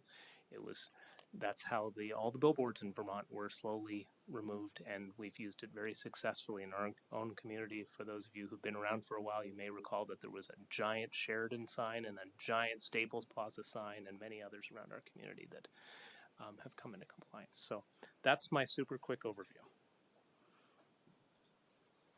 Thank you for the patience of yet another PowerPoint tonight. Does it still restrict the number of colors that could be used? That's one of the things that we propose to remove in the simplification. It's something, so as part of the master signage permit, you were supposed to have a maximum of 3 colors. This was really problematic for the design review committee and then the DRB, because it's just fighting the tide of businesses really don't want to go in the business colors of their competitor. And what in practice was happening was that a property like the U-Mall would come in and they'd say, we'd like to now amend our sign ordinance to change the color to this for the newest business that comes in. And it was really an exercise in just a lot of paperwork that we have proposed to remove, and instead sort of have the design of the signs be the focus of, if the signs are mounted in cutout letters, to have that be the thing that is consistent across the building rather than worrying about colors. Paul, I could add something. First of all, we saw this in the Economic Development Committee, so unlike the last one, I'm fully familiar, having gone through this briefing. But maybe also you can share, I think this would be interesting for us to hear who you talk to in events, because I know you brief the business associations and you've talked out, so this is also already been, you've gone out there and already impact or talked to some of We the people. have gone. We spoke with that- the Economic Development Committee. We have shared it with the South Burlington Business Association, but only just recently. So we'd like to give them some more time. This ordinance, as with the last one, is very dated. It's been since 2010 since it was last updated, and there have been a few different efforts of starting work on it. And so I think that giving the business community a little more time to sort of adjust that this is the draft, because they've been interfacing with it a few times over the last handful of years, would be great. And of course, we've met with the folks who are building the core of City Center and offered to both, have them review it and meet in person with them, because they are building the first buildings that will really be right up against the street. So, Is this ordinance also covering political signs, yard signs? I'm going to hand that off to our deputy city attorney.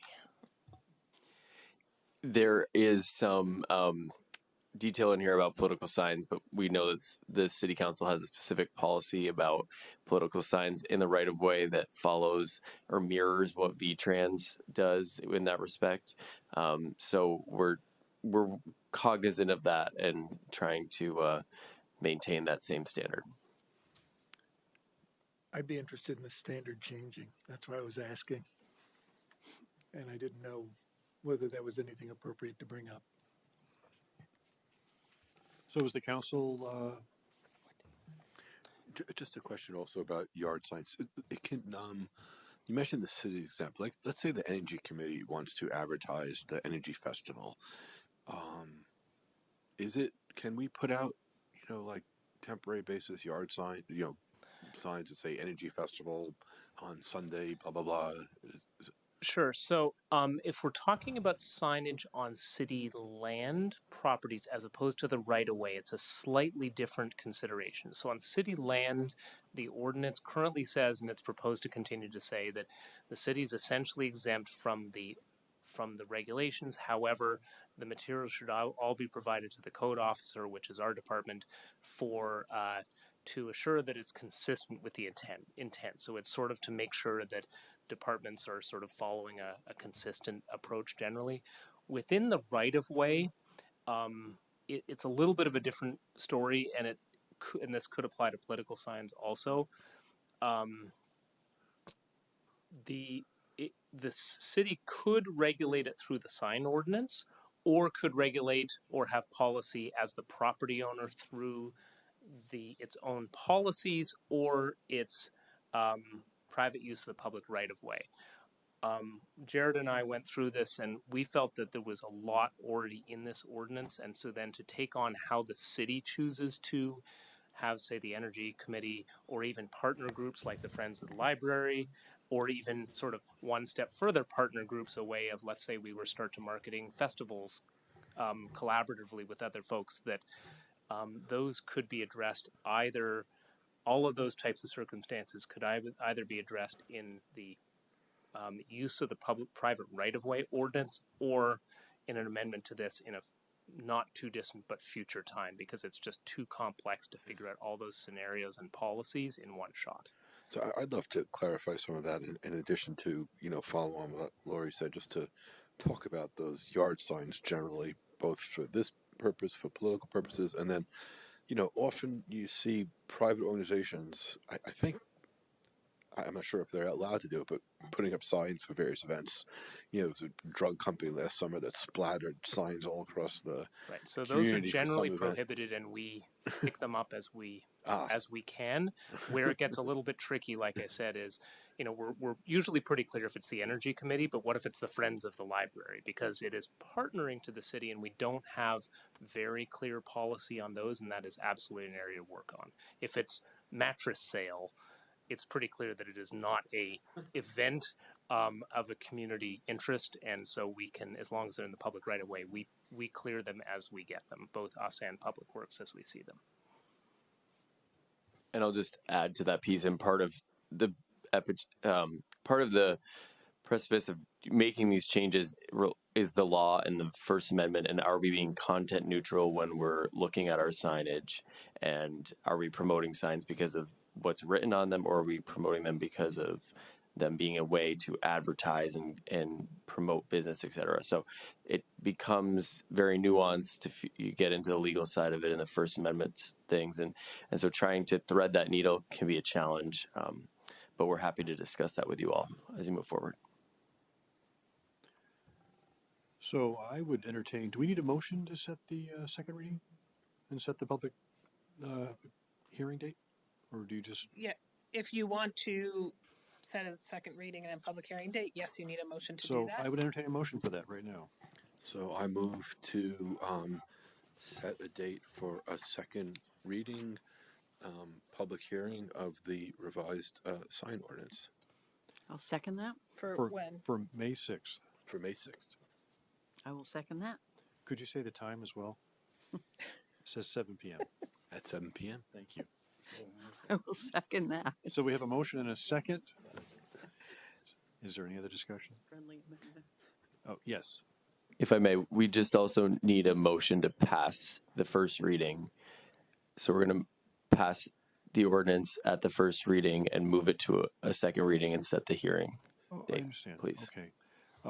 Can we have a friendly update to, do we need two motions for that, or can we do it with all in one motion? So, you guys weigh in here. This is a new process for us. We have not done that before, but it does bring a key question of what are you moving to public hearing? Are you prepared to move this draft forward to a public hearing? I think that may be what you're getting at. Let me ask you that question. I mean, the group that is going to be most affected about this, have you, you've said that you've been in contact with them, particularly the core group that are here in the city center, but then the business community writ large. But you also said that you thought they needed a little more time to sort of process it. I mean, if we will follow whichever direction the council wants to do. If you get feedback after warning a public hearing tonight, then you can always amend the ordinance after your public hearing, but that would require warning another one. I think our recommendation would be to take tonight as an introduction. Give those folks who want to review it a little bit of time to provide some feedback to staff, so that we might tweak the one that goes to the to a hearing. That I think our recommendations that might feel a little more inclusive to them if you were willing to delay warning your hearing for a meeting. So now you're saying we should delay the, Saying have a second first reading. Yes. just have a second first reading? Yes. Okay. It doesn't have to be a long one, but I think just given that this is an ordinance that doesn't go through other committees, the Economic Development Committee way back 7 months ago, this would give them an opportunity to give weigh in a the little committee bit. an opportunity? No, sorry, the business community an opportunity to digest this a little bit. But I thought you said there was time pressure on this. This has been a long time coming. I don't want to slow this down. It has a lot of good stuff in it, right? And I think that if you probably deal with the commercial, business owners day after day after day having to do with signs, right? You probably have made a lot of changes in here to accommodate them, and also to move it forward and be progressive, because it's been static for a long time. I would like the council to go ahead and make a motion to, let's table your motion, right, first of all, and let's have a new motion to approve this sign ordinance, and we'll vote on that, and then we'll go and set a date for a second reading. So I make a motion to approve this. Approve the first reading. Approve. What's the motion? I'm sorry. That'd be correct. Approve this first reading of the sign ordinance. And set a public hearing for. But no, I thought that's going to be separate. He wants just a motion to approve the. He I think that we have to approve it before we set it. I'll second that. Okay, so we have a motion and a second. Any other discussion? All those in favor say aye. Aye. Aye. Mike, Aye. did you say aye? No. So opposed? Abstain. Abstain. Because Okay. I agree that.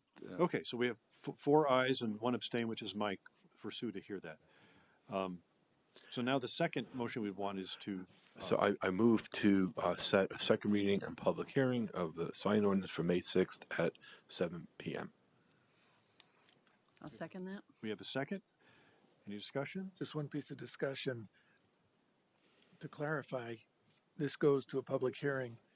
If there's a lot of pushback at that public hearing and it appears that we need to make more modifications, we can always do that and have a second public hearing. Yes. We're not, Yep. we're not Absolutely. locking ourselves into something But going you ahead. had suggested that it required an additional step and it made it more complicated. So I was just trying to think of how do we keep this It's simple? a style, so I think either way will be perfectly fine. We'll make sure that the public is are fully aware, if you choose to pass the motion, that the public hearing is that date and that the council is all ears and wants to hear if there's any additional feedback. That's perfectly fine. So we have a motion and a second. All those in favor say aye. Aye. Aye. And Mike, did you say aye? Okay, so that was unanimous. Thank you very much. Thanks, folks. We'll see you on the 6th, at least. Maybe earlier. Moving on to item 12, which is consider appointing council liaisons. So you talked about this at your last meeting. There's a memo in your packet outlining what the council liaison roles you appointed. So the action tonight is to approve those council liaison roles. I also realized, so that's about our policy committees. I also realized that I did not do a good job in the memo at the last meeting outlining the outside organizations that were bulleted out. So I've tried to provide you a little more context of the roles of council appointees to those outside organizations and who is currently serving in those roles and for what time period. And then at the bottom of that page, the changes you previously considered making to those outside organization roles. So first action would be to approve the council liaisons to our policy committees as presented. So I move to approve the council liaisons to our policy committees as presented in the memo. Second. We have a motion and a second. Any discussion? All those in favor say aye. Aye. Aye. Aye. It's unanimous. So then the follow-up question for you all is, do you want to, so these outside organizations are their own outside entities, either quasi-governments, policy boards of other governments, etc. The folks you appoint to these roles, their role is really to represent South Burlington in those organizations, as well as to help with the governance structure of those organizations. They all have terms. They all have sitting appointments right now. You could make the changes you previously indicated, or you could do that as those terms are up. So I can walk through what those changes would be, or you can. I for one would be interested in knowing when the terms are up, just as it's a perspective, since this is the city council as a whole engaging through this individual, or the person's representing South Burlington, as you said. Do you want me to talk through these? Repeat that. So I can talk through each of these and when the terms are up. Yeah, just so as a perspective, we know when these are coming up down the line. Oh, when they're coming up. So I'll walk through them quickly. Sure. So the Burlington International Airport Commission is a policy committee of the city of Burlington. Currently, Helen Reilly is the representative to that group. It's a 4-year term ending in June. There aren't alternates to that organization because it is, a voting member of another policy group. Town Meeting TV trustees, Corey Burdick is the alternate. Megan is there. I think Corey is the trustee, Megan is the alternate, and they both serve until there's a new appointment. Chittenden County Regional Planning Commission, Chris Shaw is serving a 2-year term that ends in June of 2024. He is also the chair of their board currently. Megan is the alternate to that. Her term ends at the end of June 2024 as well. So you will be asked to appoint those positions in June. Champlain Water District, Dennis Lutz is our current rep. We found out, Andrea did some research, his term ends in 2026. So he's there for a while. Communications Union District, their 1-year terms. Tim Barrett serves as the current 1-year term with me as the alternate. Those are for 2024. You can change those at any time.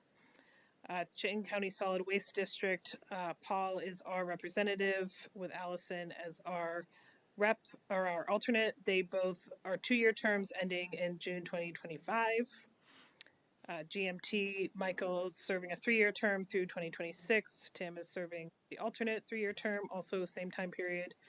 And Winooski Valley Parks District, Larry is our rep, serving a 3-year term through 2026.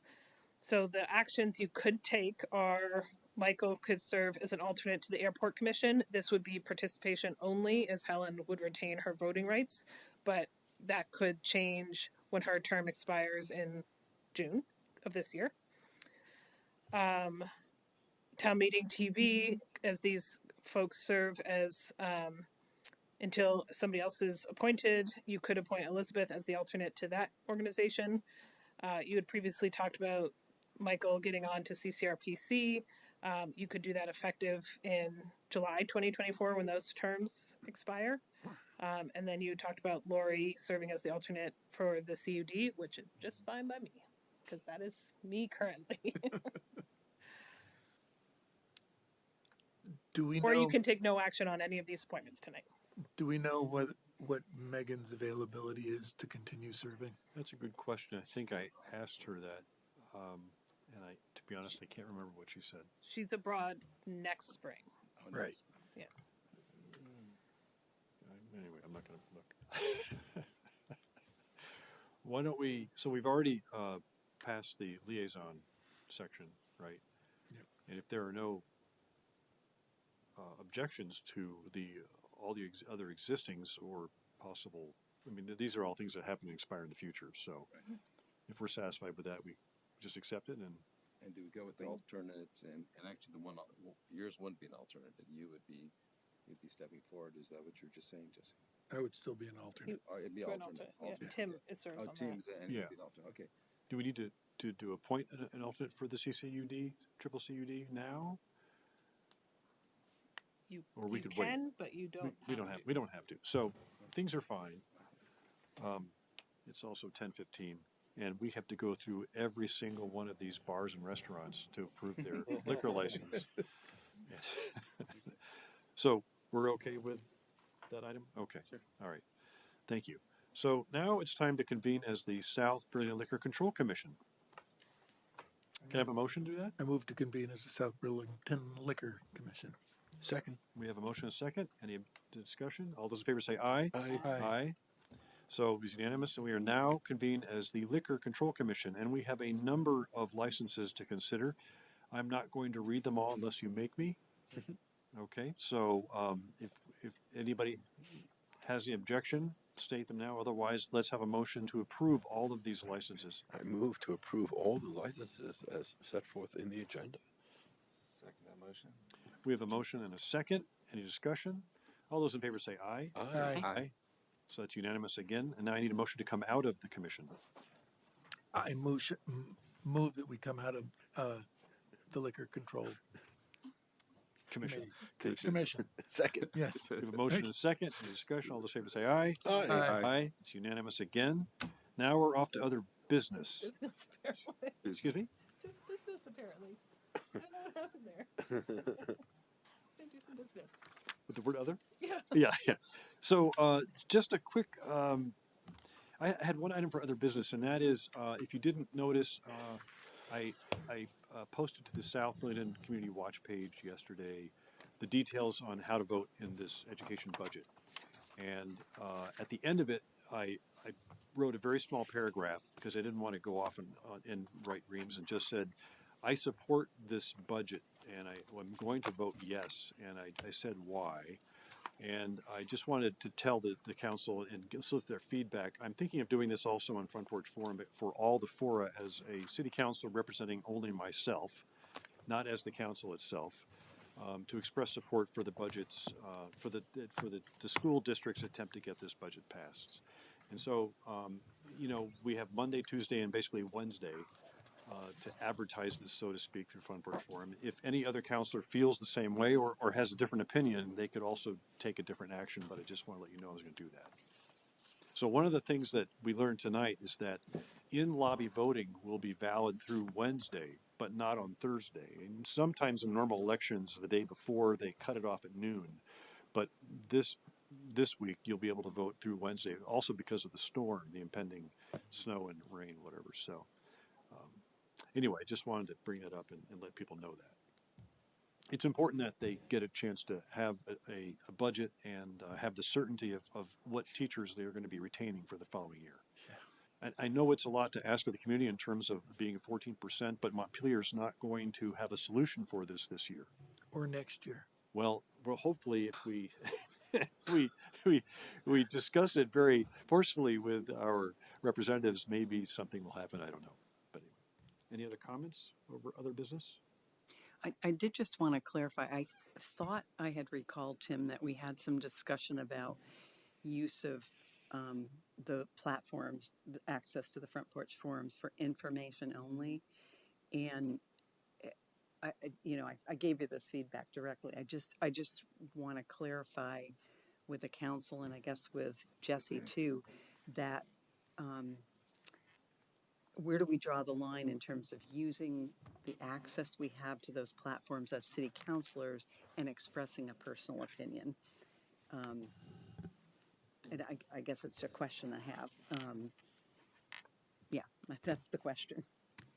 And it's a good question. And I think the fact that the bulk of the posting is going to be about the details about how to vote, where to vote, what to do with your absentee ballot if it's too late to mail it back, all those details about voting. And at the very end of it is going to be my personal Tim Barrett as a one city councilor opinion about a budget that affects not just the district, but it affects the whole city. So because of that shared responsibility, I think, between these two entities, they're both municipal type entities, right? The school district and the city, I feel like that's a valid thing to do.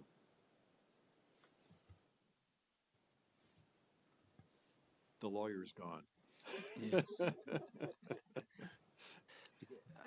I just, as an abstract way, I hear your point, Tim, and I fully believe that the two municipalities, and I think all of us have talked about the need to be supportive of each other's activities and what role the city can play to help move the school forward. I, for one, will publicly say I will vote for the budget.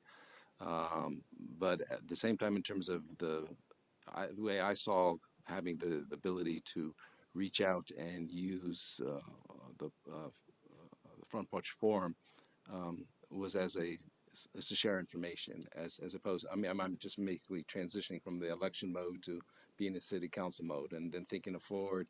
If I run for re-election, do I have the right to use all front porch forum sites where a candidate does not? So as I said, I will support the city, the school budget, but I don't know if I'm in a position, at least through this vehicle, to advocate for it. But again, it's where is the lawyer? Because it's the principle. I'm not disagreeing with you with the substance. I'm just agreeing with the vehicle or the mechanism that is given to us as city council members, and not as a candidate, Mike Scanlon. Right. So if I were to use that and hit all the fora from a city council as a city councilor and express support for a candidate, I think that would be wrong. Okay. But to use it to support a policy that the city was trying to create, or some other entity that the council supports, right? That's not a problem, right? If it's just pure information. In this instance, it's dual, right? Because it's information from the city, and then it's my city council responsibility to have an opinion about something that affects the quality of life in the whole city. So that's unless Mr. McNeil or Mr. Pellerin have an opinion other than that and advise me not to, I don't think it's the wrong thing to do. Again, if we can, as a technical methodological way, do that, I have no problem with that. With, as you said, cognizant of the fact that when we move towards election season, none of us here who are sitting basically use the fact, as if we're running against someone else, to use the fact that we have access to all 6 or 7, 8 forms, and whoever's running against us doesn't. And you made that point. You said it was 2 different things. Yeah, you can't use it for that purpose. And so I mean, for example, in the future, as we get closer to asking for people to submit applications for committees, right? Mm. You could put out something saying, hey, Hey, you know, everyone submit for committee. Development Review Board, Right. the Economic Development, Right, you know, right, needs exactly. this, and here are the details, and here's Right, what we right. do, and here's why it's so important. Exactly, That's perfectly fine. Which I just did for encouraging everyone to apply for the committees. Right. Basically taking the language from the city's webpage. Well, okay. Other business. Do we have to sign any disbursements? You got that? Okay. And I missed the red book. All right. So do we have a motion to adjourn? So moved. Second. All those in favor? Aye. Thank you. And it's really 10:20. What? Do you really miss the red book? No, it was